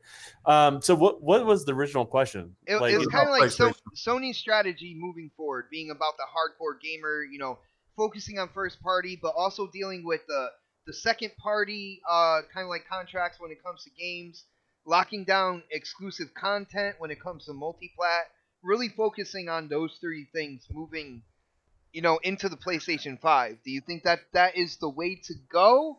And what do you think Xbox would do to like kind of combat that situation? man, it sounds like the greatness await tagline 2.0 is the way I look at it, and and because they do this thing where they say something and goes, oh, they're this, so therefore everybody else is not this, right? Like that's how they kind of word things. Yeah. And so like when it's a greatness awaits, they're like, oh, okay, well that means everything else isn't great. No, that's just how they worded it, right? Mm-hmm. And the same thing with this is this is for the core gamer. Well, I guess I'm not a core gamer if I don't get a PlayStation, right? And so, good marketing. Yeah, it is good. And I mean, I'll give them credit where credit's due on that. I think what it really boils down to is Sony has always struggled out of the gate with content. If you look at from generation to generation to generation, that hasn't been their strong point. Like if you being legitimate in how you criticize them. And they've always ended their generations really strong, or middle of their generation. So from middle to end, they have done really, really well. I'm getting rumors of something different for the PlayStation 5, though. I'm hearing certain titles are going to be ready for the launch that I think a lot of people are going to like, man. Or that's just carryover from the previous generation, right? So True that. There's a little bit of that. I know what you're talking about there. Like, I'm excited about Ghost of Tsushima. Mm-hmm. Or is that what it's called? I can't remember what it's called. Well, Tsushima. Yeah, forgive me, I'm American. So, dude, you're not only American. You live in Utah, and that's like that's not another stipulation. That's like a triple American sandwich right there. Man. What are you talking about? Anyways, so I'm excited about that game in regards to that, but we know that's going to be between probably both platforms in regards to that, and they're probably just going to have a slightly less scaled down version of their on the PlayStation 5 is what I would imagine. So, that being said, like that's what they're going to have. So the question is, what else do they have outside of that? I'm hearing Horizon Zero Dawn too. I'm not hearing that as a launch title like within a couple of years after launch. I heard it. This is just rumor. Okay, we'll see where it goes. I mean, I didn't expect Kojima's game to come out. To me, I'm not too excited about that. The first one looked absolutely gorgeous. I feel like the gameplay was incredibly boring. Well, and I like that game. So I mean, different games for everybody, right? But I mean, they still. If you looked at compared to the PlayStation 4's launch, it's what was it, 2 titles like Knack and Killzone, right? And so it wasn't really. Can you say a title and a half? Because I played Killzone. I bought. Was there something else that I missed? Because that's all I remember at launch. To be honest with you, Rand, do you remember PS4 launch? Resogun, Resogun, and then they also Resogun was a good game. They had Injustice. Okay. They had Injustice I thought that was a little weird, but they brought us in. Yeah, that's right. They did Injustice, and they didn't come to Xbox One. So what they're trying to do is they're trying to win over the early adopters. I mean, that's all they're trying to do, right? And so the early adopters are the people that invest early, and they're typically categorized as the core audience or hardcore audience in regards to that. And then if you sprinkle a couple like second-party exclusives in there or some time content, it makes a little bit stronger launch, than the PlayStation 4, and I think that's a good thing for them. In regards to that, I just don't know if the strategy in the end of the day is going to work or not. It just depends on how. I think they'll just change their message is at launch, right? And they'll just change their message as soon as they're ready to go broader. You know what I'm saying? And like, oh yeah. Well, they've always done this where they play to their and this is how you should market, right? You should always play towards your strengths, right? What sets you apart from your competition. Mm-hmm. And there are things where every company's got something to work on. You just don't put a lot of weight into those things. And I think that's where Xbox, has a problem with it, right? They'll talk about things, but like they put too much emphasis and weight on areas where they need to improve. versus where their strengths are. And that's always been I think where the disconnect with Microsoft has been. But regardless, I think this is literally greatness awaits 2.0. This is an evolution of that original strategy in regards to that, and it's trying to get those early adopters, because if you get that momentum, you get everything going, that plays your advantage. And also, they may be a little bit of a weird situation because we don't know how forwards and backwards compatibility is going to play out with Xbox. So they're starting from behind when they launch. If that's the case, Exactly. I'm still putting kind of like my eggs in that basket. I know Rand, when we were talking about forwards backwards compatibility, he also brought in quote unquote like cross gen. I feel like cross gen is having a game like for Xbox One, and then that same game improved, like you would have to buy separately for like the Scarlet or something like that. I'm not sure they're going to do something like that. I feel like the games that come out for the Scarlet will be playable on the Xbox One at least for a couple years, like Rand was saying, until developers and then like, oh, okay, I just want to make for the Scarlet or whatnot. And then I think Mikey already hinted at this. I forget what podcast he was on. He dropped in unexpectedly, and he needs to drop in here, guys. He needs to drop in right here. He dropped in. It said something along the lines of, you can't force developers to develop on all the platforms, because they kind of asked him about forwards and backwards compatibility. So, which leads to what I said on Xbox Nation. I think Rand said it here as well. Is I think they're leaving it up to the developers in regards to that. So you can do what you want. This is the platform. That's where you want to. And I think if you want a possible consumer base of like over 40 million, you might want to think about making it compatible, going down the line. But and then also one thing that I don't think that everybody's thought about yet is, like what you saying, that the strategy that they could be coming with Horizon Zero Dawn, new GT, and maybe Ghost of Tsushima. Those 3 games right there, that would be a fantastic launch. Mm-hmm. But that's also eating its own, because it's not like the PlayStation has Game Pass behind them. While Xbox can go ahead and drop Halo. Why do you say it's like eating its own though? Because gamers are not going to buy all 3 games all at one time. You're still paying $60 for a piece for all 3 of those games. If they're coming out, 3 or 4 games at a time, they can only get 1 or 2 of those games on top of a new console. Even with a trade-in, gamers is not every gamer is going to have that type of money to be dropping. They're going to be dropping to buy 4 games and a new console, even if they trade in. That just don't make any sense. Game sales do tend to be a little bit low when hardware is launched as well. Right. I mean, we saw that with the PlayStation 4 Pro, and we saw that with the X. Well, I mean, that's just like with when I bought the Xbox One. I had to budget on which ones I could get, and I had to wait to get Rise and Sunset Overdrive later on because I wanted NBA 2K and I wanted Killer Instinct. So so again, it's like, if you think of it from this standpoint, if PlayStation had a Game Pass service or PlayStation Now was kind of like Game Pass, they could drop I could believe that they could drop Ghost of Tsushima and GT and Horizon 2 at the same time, but they don't. So I still think they can, because check this out. Their own, because people will have to, because they want those games to sell, and so they can brag about them right off the bat.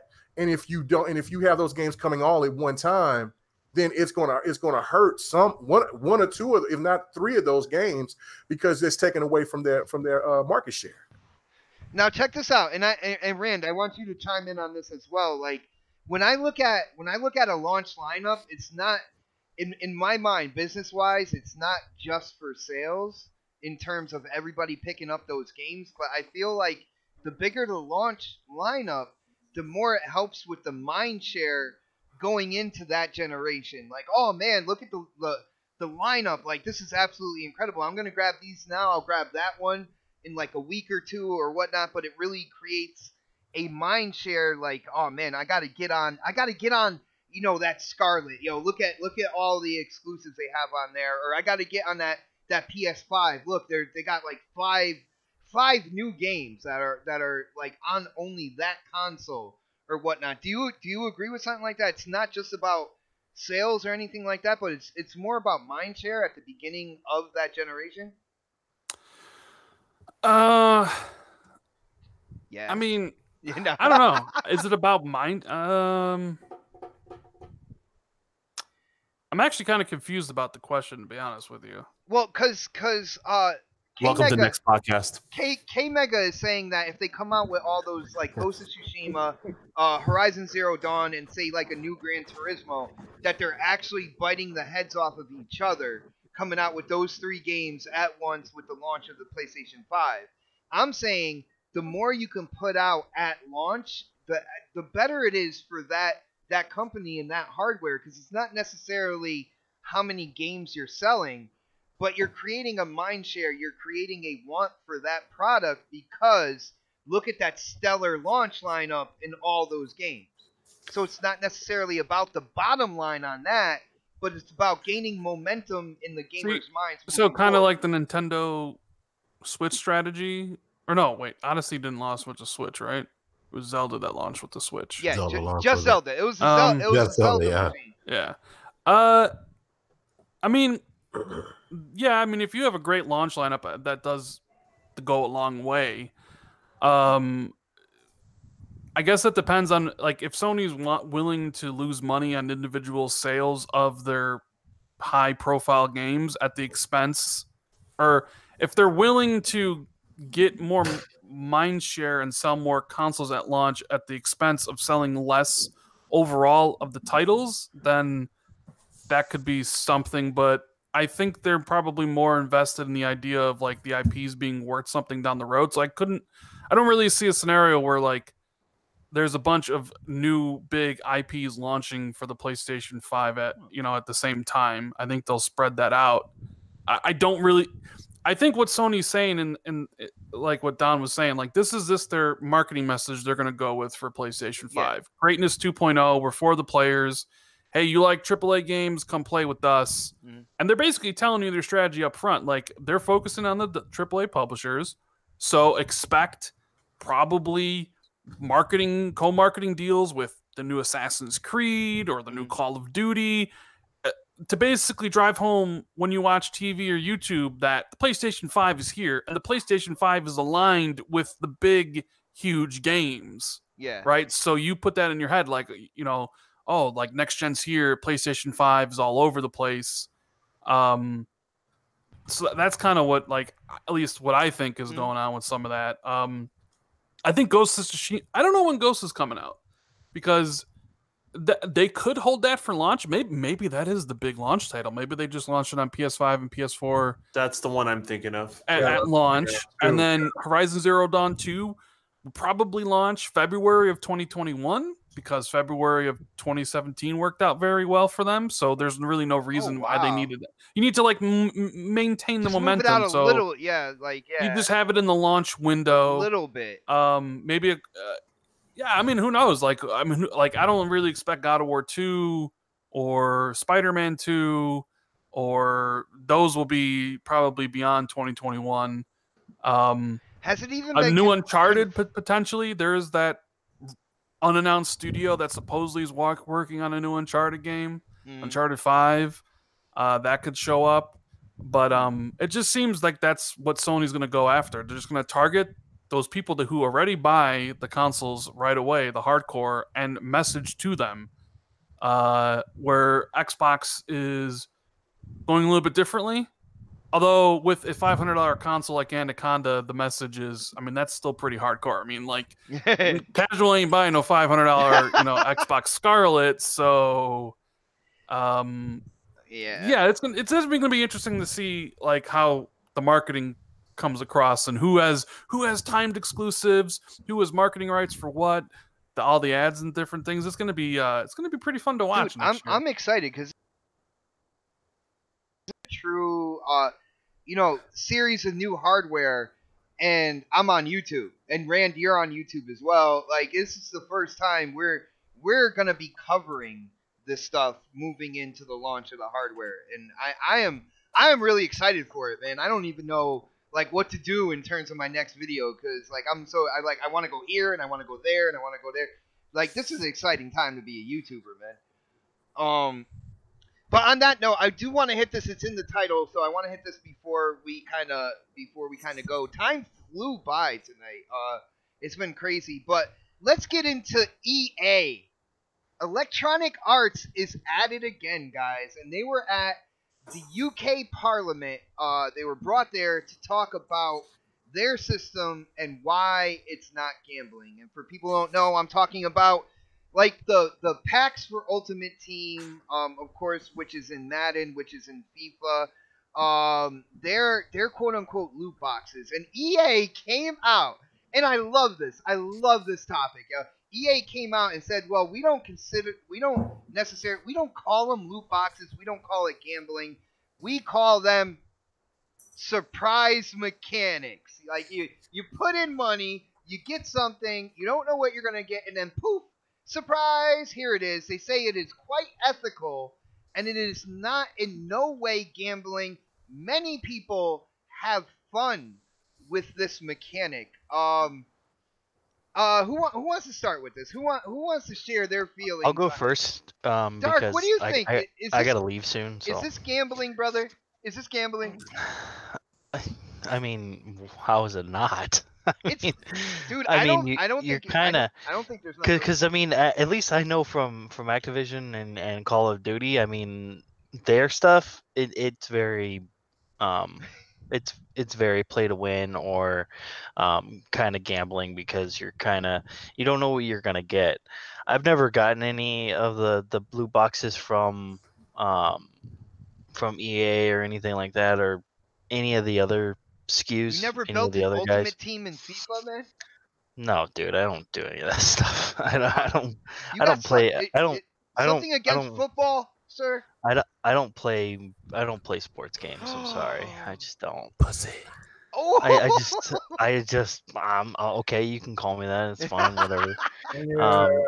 I just don't play those kind of games. It's just not my thing. I don't like those kind of, experiences. I'd rather play the actual sport than play it on a video game. It's just it's a waste of time to me. You're getting K Mega riled up, man. Why? How am I getting him riled up? I don't understand. Because he does not agree with you, sir. No, I just was like I'd rather play those sports. When the last time you played some football, brother? I played this past Thanksgiving. Really? Yeah. We are in summertime, dude. We as a family we all go out and we play football, dude, on Thanksgiving. He was about to say flag football. Okay. Yeah, we do flag football. Yeah. Who wants to tackle We're not savages. Fuck one We're not grandma gonna up, frickin' man. we're not gonna fuck each other. Hey, grandma out. We're not gonna do that, Catch it. dude. Catch We're that not ball. like See what that. happens. Yeah. See what happened, grandma. Anyway. We're not crazy like that. I mean, we're. Oh They're shoot, not guys, Texas, that's why. Yobi figured out all the exclusive like emojis that he is That's now how he's able to use. So he's using them. Yes. I just think that the EA is kind of just they want to keep these things. That's all they're really trying to do. There's really anything wrong with what they've been doing? No, I don't think you're wrong at all. I think what they're doing is just business. That's how they want to run their business, and just allow them to do it. I mean, you don't have to buy that stuff. I mean, no one's forcing you to buy it. I mean, yeah, granted, some of those loot boxes will give you, kind of OP guns or whatever like that, but at the end of the day, I mean, if you're good at a game, you're good at a game. There's no ifs, ands, or buts about it. If you're not good at a game, then and I'm one to talk because I mean I suck at multiplayer. I'll admit, I'm the first one to admit it. I don't give a shit if you fucking. It was hard to play Halo 5 with you, man. It was fun, but it was difficult, man. Why was it difficult? I plead the fifth. Yeah. I mean, I wouldn't say I'm terrible at multiplayer games. It's just just said you're terrible at multiplayer games. Did I say terrible? Yeah. I meant like, okay, well, whatever. I'm tired of fucking, whatever. I He don't like just that think pressure on him when he's playing with that group of people. He'd rather play by himself. Yeah, exactly. I don't like that kind of thing. It's just not my thing, dude. I'm okay, whatever. I mean, you know, I like playing my single player games. I don't like the competition. I've Somebody never get this been man that a kind of person. PlayStation 4. That's what I Oh, have. I have a PlayStation 4. I have every console, unlike Give some it people on. on this panel. Ooh, Yeah. who So are you talking about? I did Yeah. have them all at I'm one talking point. about Bob. I'm talking about K Mega. You know, he doesn't have I don't- he doesn't K-Mega have a has 'em. Switch. I He don't doesn't have have a Switch. I don't have a Switch, but damn, I Yeah, got you don't. K everything Mega else. won't buy a Switch because his lady wants it, I man. know his lady wants it, and He he still- She don't refuses. even, you know what my He lady refuses. You know what my lady wants now? She ain't even talk about the Switch. She wants that XCloud after she's seen that. Oh, that's So, cool. yeah, so that's what she wants. Dude, Well, there you yo, go. K Mega Then waited you it out then you, I until guess you won't have to pay any money for it. There I'm you still go. gonna get a Switch. I'm still gonna get a Switch. You've been trying to get a Switch for 8 years. Hey man, I want to get a Switch. But I know hey, he's been talking about getting a Switch for a you long gotta time give me, now. you gotta give me PC while you talking shit. Yeah, I So do actually. I'm yeah, talking. yeah, Oh, I have talking I about have a dark. gaming PC. Yeah, I have a gaming PC, dude. But I don't play games on it. It's we just not don't my we thing. don't we don't Okay. consider your Intel i3 a top of the line Okay, gaming yeah. CPU, man. That compact laptop okay, well, ain't in a gaming you know, PC, man. I do a lot of editing and stuff like that and stuff, so that's what I utilize it for.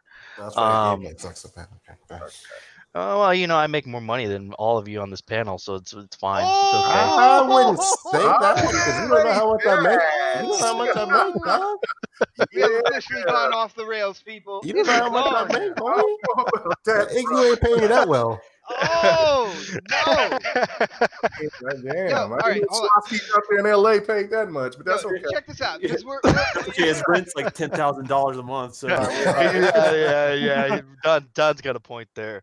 man, But this is yeah, where me and you just sit back and have a conversation while they all go in on whatever they're going in on, man. well, it was fun, dude. I gotta get going. Yo, I later, got Dark. Yo, things I thank gotta you for take joining care us of. as Later, D. usual, brother. Go and save the Yeah, man. world with those sandals sure. on. Yeah, take it easy, fellas. All right, brother. Yo, Pred, what do you think, man? This whole EA thing, is it surprise mechanics or is it gambling? Why or why not, bro? It's fucking gambling. I mean, we've had this conversation before. Dude. Anytime you roll the dice to get something to help you win something, that's But I fucking used to gambling. do that with basketball cards all the time to get what they call insert cards. We're not talking about cards. No, we literally Like, are though with FIFA Team and all that, with the Ultimate Team. Are And you literally- playing any? Are you playing anyone? With I'm your getting cards? bragging rights when I got that Michael No, Jordan you're not. insert You're not. card. You're not playing a I'm game. playing the to get social someone. game, brother. That's what I'm playing right there. Stop. I'm just Stop. saying. I'm gonna stop. I'm gonna stop you right there. You're not playing against anyone competitively, or even like for fun. Like you're not fucking slapping cards down. oh, or you something. don't know bot very well, do you? Like, yeah, dude, it's completely different. Like buying fucking Topps baseball cards and buying the shit they're selling on EA is totally different because you're actually competing with those characters that you got. But it is a closed off. It is a closed off mode, though, strictly meant for people who are buying those cards. Yeah, and they're in that mode because they want to win and play a game.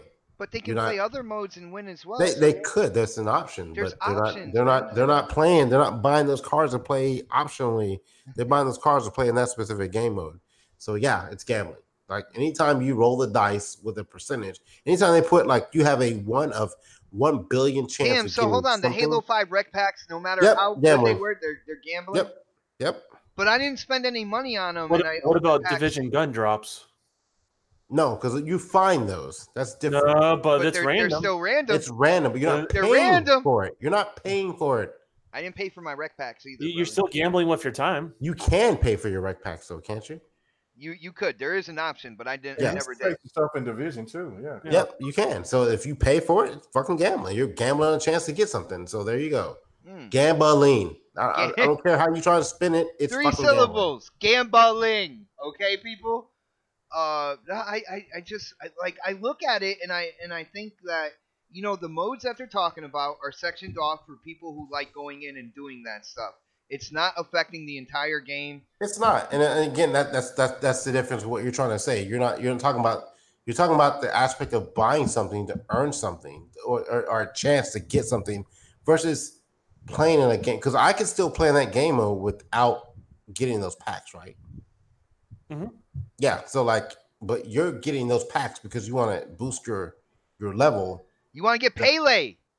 to get certain things. Yeah, you want to get certain things to make your characters or your mode better, or whatever. So like, to me, that's gambling. Like you're spending. It'd be different if can you get Pele any other way? No. No. Has anybody I don't know. I in don't here because really I don't played play FIFA? FIFA. Can you so earn packs as well? I think you Star Wars? can. Was it the Star Wars one you're talking about? Star Wars, FIFA, Madden, pick one. Yeah, I haven't. Yeah, well, I've done the Star Wars. I haven't done the other two because I don't play sports games. But I yeah, think you can. I almost think you can. you can earn them in Star Wars, But it's like really slim the way you get them. I think it's different. Like you don't. no, earn it the really same- isn't that bad. You get pretty good cards. What I've learned and for the little bit of time that I played, but I don't know if it was after an update or not.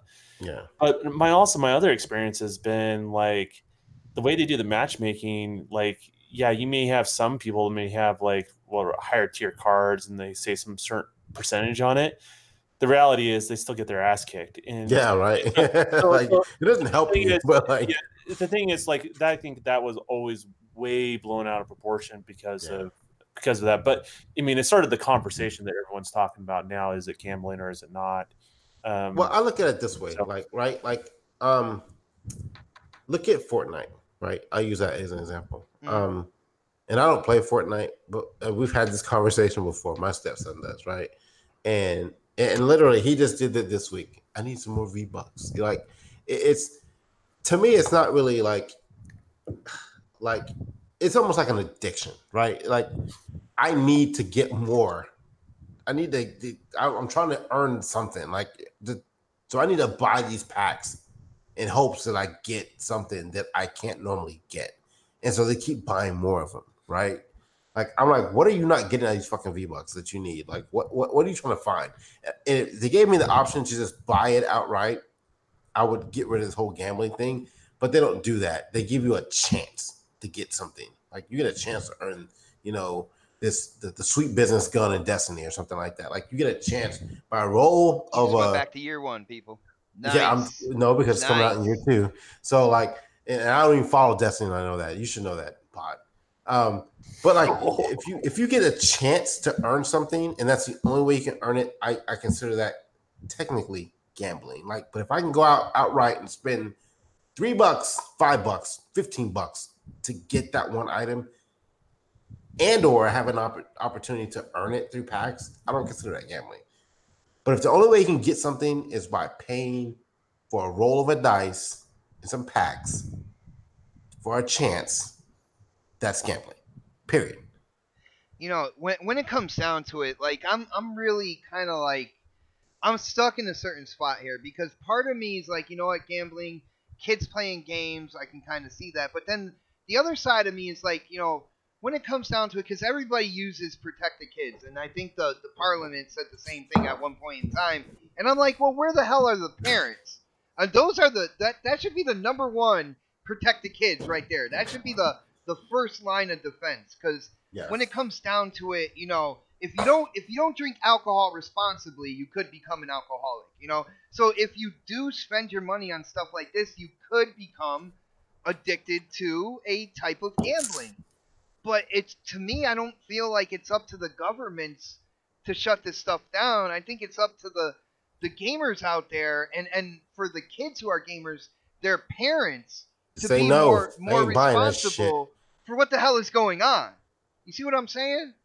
Yeah, I agree with you in that aspect of it. Like we can't put everything on the government to police ourselves as adults, as parents. Like we could always say no. Sit your punk ass down somewhere. You're not getting rec packs or whatever. Like no, you're not getting V-Bucks. No, you can cut the grass or something like that. But like that's a whole different issue. But like as grown ass adults, grown ass men with jobs, if you're sitting here just wasting away money on a chance to get a certain gun or a certain skin or something like that, and that's the only way you can get it, and you're just going to continuously drop money on that, that's an addiction.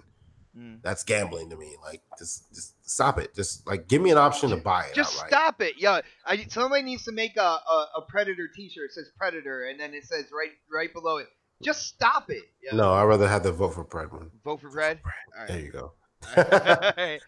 Like, just give me an option to buy it outright. Like even if it's worth more than what it is. Like, oh, I Dude, want if this they gave you helmet. an option to buy Pele, that would be like a couple $100. Like, Yeah, like I mean, and you know what? If that's the risk you want to take, but think of it this way: how much money are you going to spend to get the chance, to get it right? Like, I'm going to spend let's say well, it's like the claw machines as well. Like that kids freaking love, man. Let's say it's real gambling because you have a chance of getting nothing. That's where the problem on the definition is, right? Because in the United States is if you're getting nothing, that's what classifies it as actually gambling. In other countries, they classify it differently. By your chance, right? Yeah, so it's like a game of chance or something like that. I don't want to speak for the UK entirely because obviously I'm not from there. But here in the United States, if you're promised something, regardless of what that something is, then it's not classified as gambling. But the way you're looking at it, Pred, and hopefully not put too many words in your mouth, you're looking at it as, well, all those other items have zero value. Only that one item that I'm looking for has value. So therefore, it feels like gambling to you or whoever is trying to get that one item. And unfortunately, by definition, it's not. But it flirts with that line, though. That's where people have an issue with is it really does flirt with the line. And I think some people were kind of okay with it, kind of not okay with it. But as soon as the perception changed that someone had a true advantage than me because they have a deeper pocketbook, and by random chance that they're able to spend all the money. That's just like real world right there. Yeah. Then that's when people got up in arms, right, against EA. Regardless of the reality versus the perception. The perception was now someone can spend real money, and I spend $60, and my $60 doesn't count for crap now because this person's got an advantage over me, and I'm not going to be able to compete. And this is ruining my fun versus maybe trying it out, see if it works or not, or whatever it may be. So that's where the line is. But I know Rand does podcasts with Jez, and I think Jez feels very passionate. This is gambling. Am I correct on that, Jez? I mean, Rand. Just call me Jez. I did. Take that as a compliment or the other way around, whatever you prefer.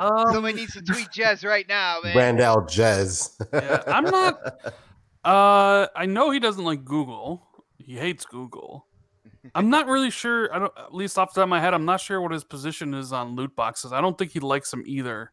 But yeah, you know what? Now that I'm thinking about it, I think he does equate them to gambling. So yeah, I think you might be right on that one.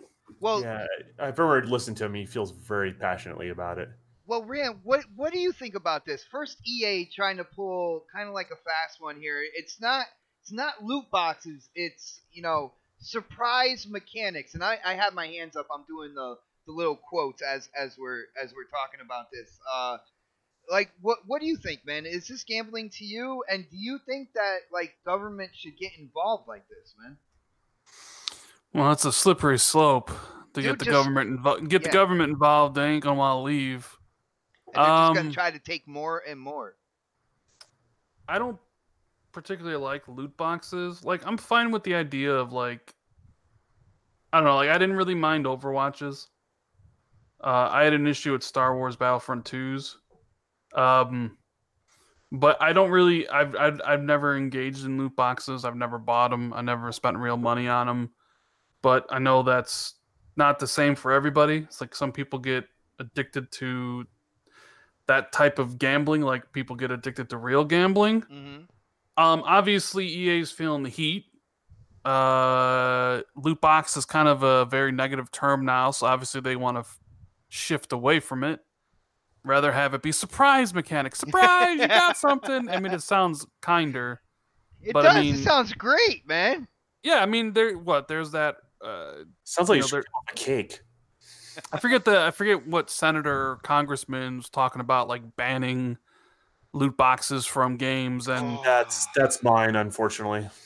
Yeah, so It's freaking that would Utah. obviously heavily affect EA's bottom line. So they will do whatever it takes to fight that. I mean, that's where they make all their money for Ultimate Team on FIFA and Madden, and all those things essentially would be gone. So clearly, like, this is important to their bottom line. So they're going to try to do whatever it takes to make it seem like they're not predatory.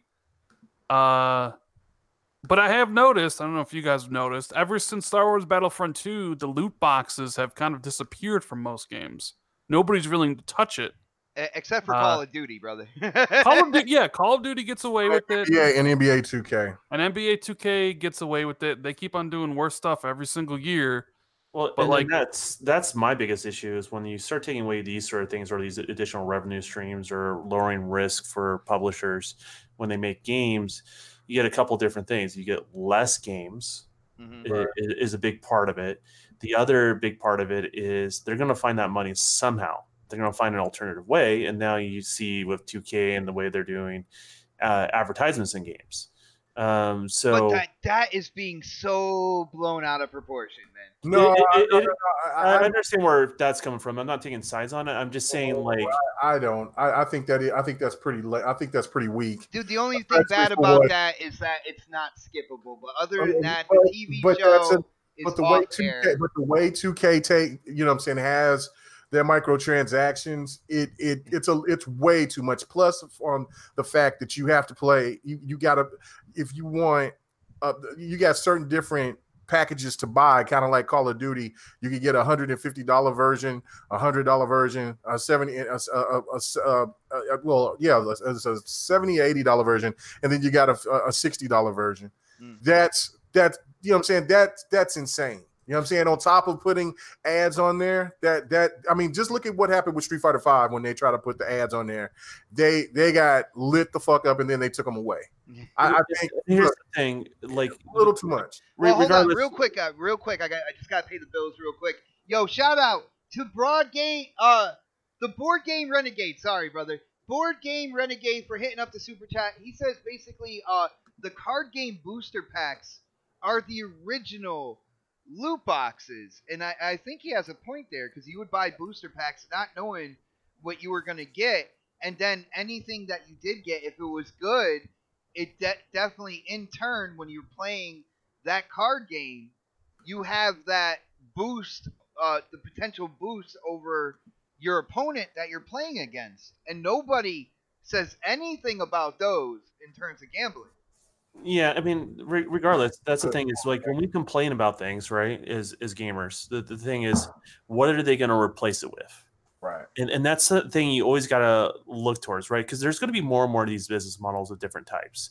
So the question is, you know, gamers are going to have like an honest conversation and say, okay, what things we like, what works, what doesn't, or if you don't like something, can you make it work, right?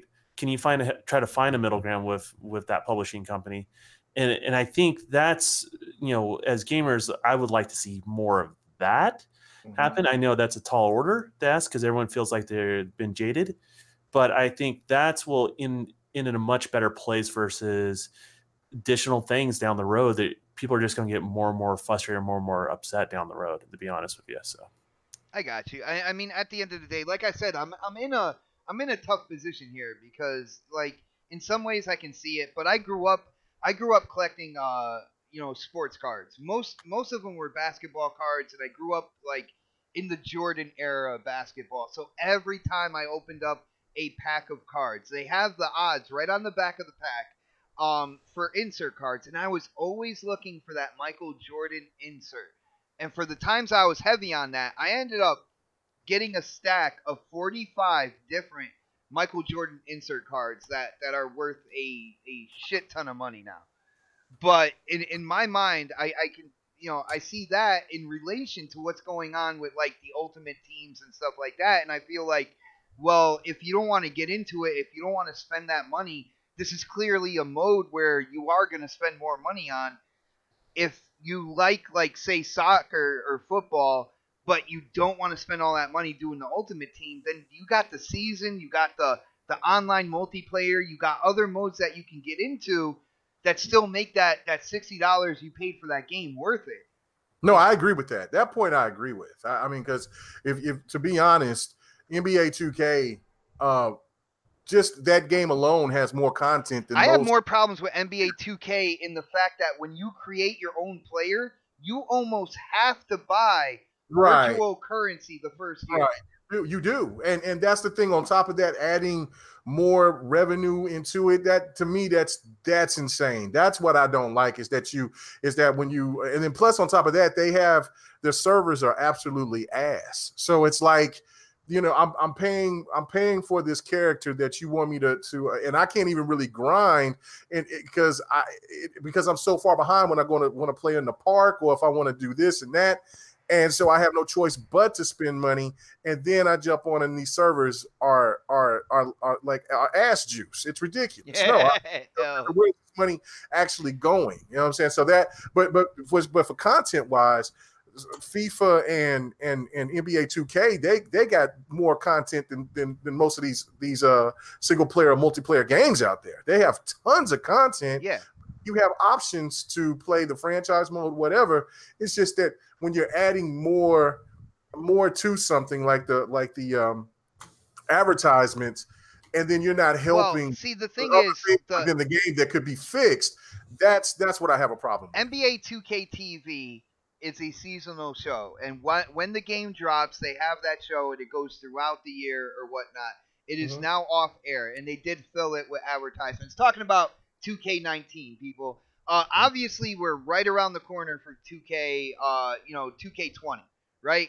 I feel like that is not as much of a problem as what's going on with the virtual currency. If you start, my GM or my career mode, like any of the modes where you go in and you're personally either general manager or you're taking like your player that you created and doing like an NBA career, you basically have to buy virtual currency that first year. That first year you're playing, that first year you're a GM, in order just to do the most mundane things that you need to get done in terms of objectives. Like, to me, that's a bigger problem than sticking a commercial into a loading screen. But you can't skip it. But you can skip NBA TV.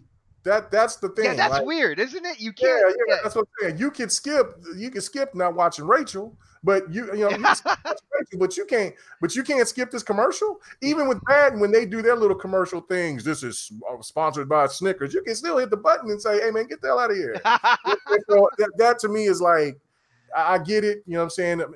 And this is the one thing that I feared because I've always been an NBA 2K fan over 2K. live.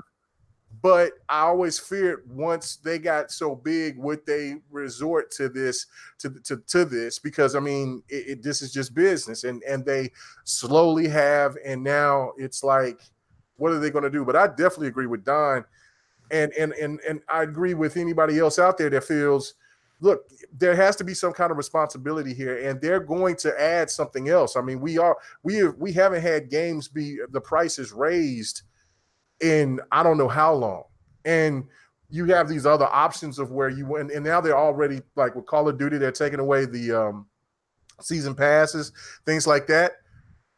That's really a good thing, but they're going to have to recoup that money some other kind of way. And if you have the government to get involved and say that they can't do this, they can't do that, then the only thing that they'll do is raise the price of games, which is going to hurt the industry themselves. So it's a catch-22. I think it's dangerous, but I think parents need to be parents and yes, we need to stop like using the kids as an excuse, because at the end of the day, it's making the parents look to be totally ignorant to whatever the hell their kids are doing, and they can't control anything in their household. And you need like the government and other agencies to protect the kids. Like it falls on the parents. They are the first step there. And I really feel like getting government and different agencies involved just makes things a complete freaking mess. The weird thing is, I remember growing up and my parents were involved in my gaming, and that's before things were controversial, right? So like, I mean, why is that removed in any sort of way? And I know Bot's involved with his kids when he games. Yeah. You've heard us playing together and everything, man. I don't know about K Mega. I think mostly K Mega just kicks him off his machine. But K-Meg's kids are older, I believe. Yeah, his kids are older, but but no, you're not allowed to play on his box. I know that, or his television. Hell no, there's rules. And then, of course, they had to have time limits to do it. Like during the summer, I would be a lot more lenient, but but again, when you had on a school night, something like that, you played after you got done with your homework, and then you got to take your ass to bed. Now it's kind of like kids who stay up till 11, 12 o'clock, and at the time when I was dating, they're like, oh, well, he won't go to sleep or she won't go to sleep. Well, why? You know what I'm saying? What's the problem? Well, they want to do this, they want to do that. Like, tell your kids, no, cut that shit off. Take the cords out the damn. Well, I don't want to make them upset. Okay, all right. Well, I need to. I'll do it for you. There you go. Yeah. It's just, I don't know, man. But some things need to be policed, but not everything. There has to be something. There has to be some kind of common sense factor in place here, and you just don't want to have somebody dictate what you should do and what you can't do. There has to be people that have the common sense to let people know and understand what's right and what's wrong, and they have to. And if they get their credit card information, if they get their credit card wiped out because their kid bought Fortnite shit, and then that's their penalty. I mean, they can't go after Fortnite for that. I mean, that there's rules, there's other things that you can do to negate that. So it all comes down to the responsibility of parents and people that are caretakers, in my opinion.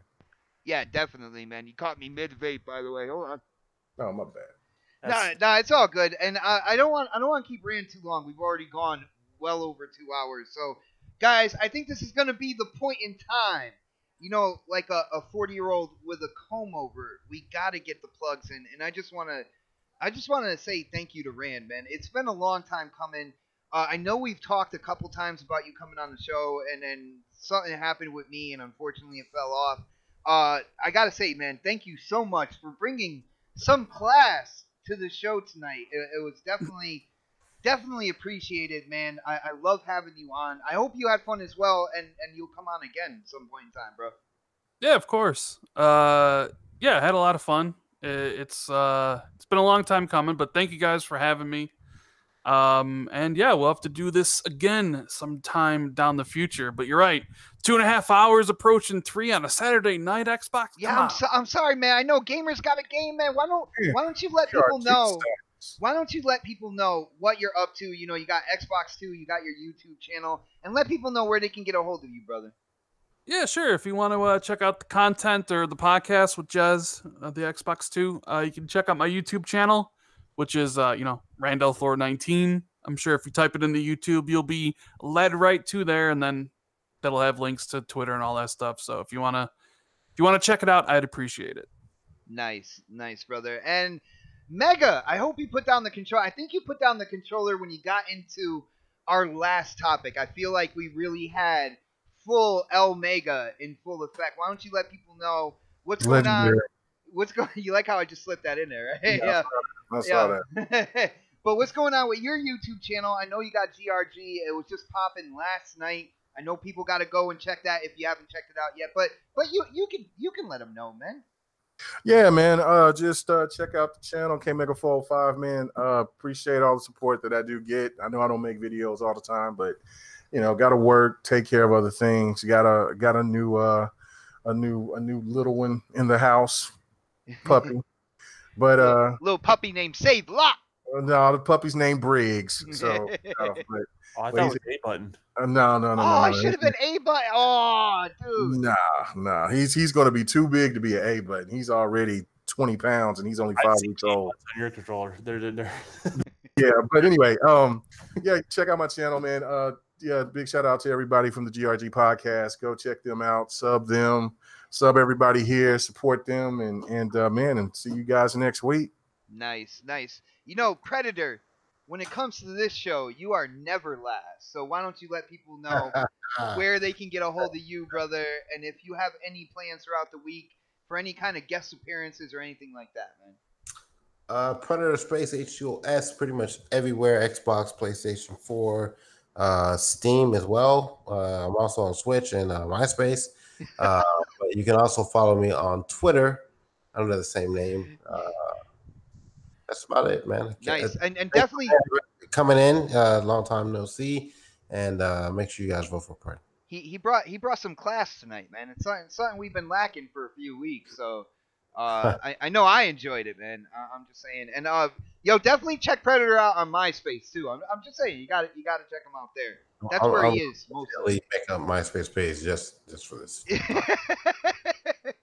And the Don, who wasn't planning on being here, but got stream bombed and saying, "What are you doing playing this game when you're supposed to be on next podcast?" So huge shout out everybody out there who did that to the Don stream. Don, why don't you let people know, about stream bombs like 2 people on my stream. So, but it works. It works. But yeah, the best thing to do is follow me on Twitter. All my links to anything I'm associated with, it will be on there. It's the Don_KTR. And I'm spending a lot more time on Mixer, so that's probably the best way to kind of follow what I'm doing. He lives on Mixer, people. Like, he does not invite me to a party until he's broadcasting on Mixer, people. Doesn't matter. If I invite you to a party, you don't come in unless Yobi's in there. That is true. That is true. Shout out to Yobi, the newest member of the channel. Yobi, my brother, man. Dude, he supports everybody. It's absolutely amazing. Yo, Yobi, dude, you are an inspiration out there, out in the Twitter world, out in the gaming community. Keep doing what you do, brother. And on that note, I think we got everybody. Guys, it's been an absolute blast. Huge shout out to everybody who hung out with us. I really do appreciate all the support. The show is growing. If you haven't done it yet, definitely hit up that thumbs up button. If you haven't subscribed yet, you definitely need to subscribe. I don't know what you're waiting for. It's right there. It's one little click. Go ahead and do it. But the gamers got a game, guys. We got to get the controllers in our hands, and I am going to end the show the way I do every week. We will check you out next Saturday for the next podcast. Have a great weekend, everybody. Peace. Yeah.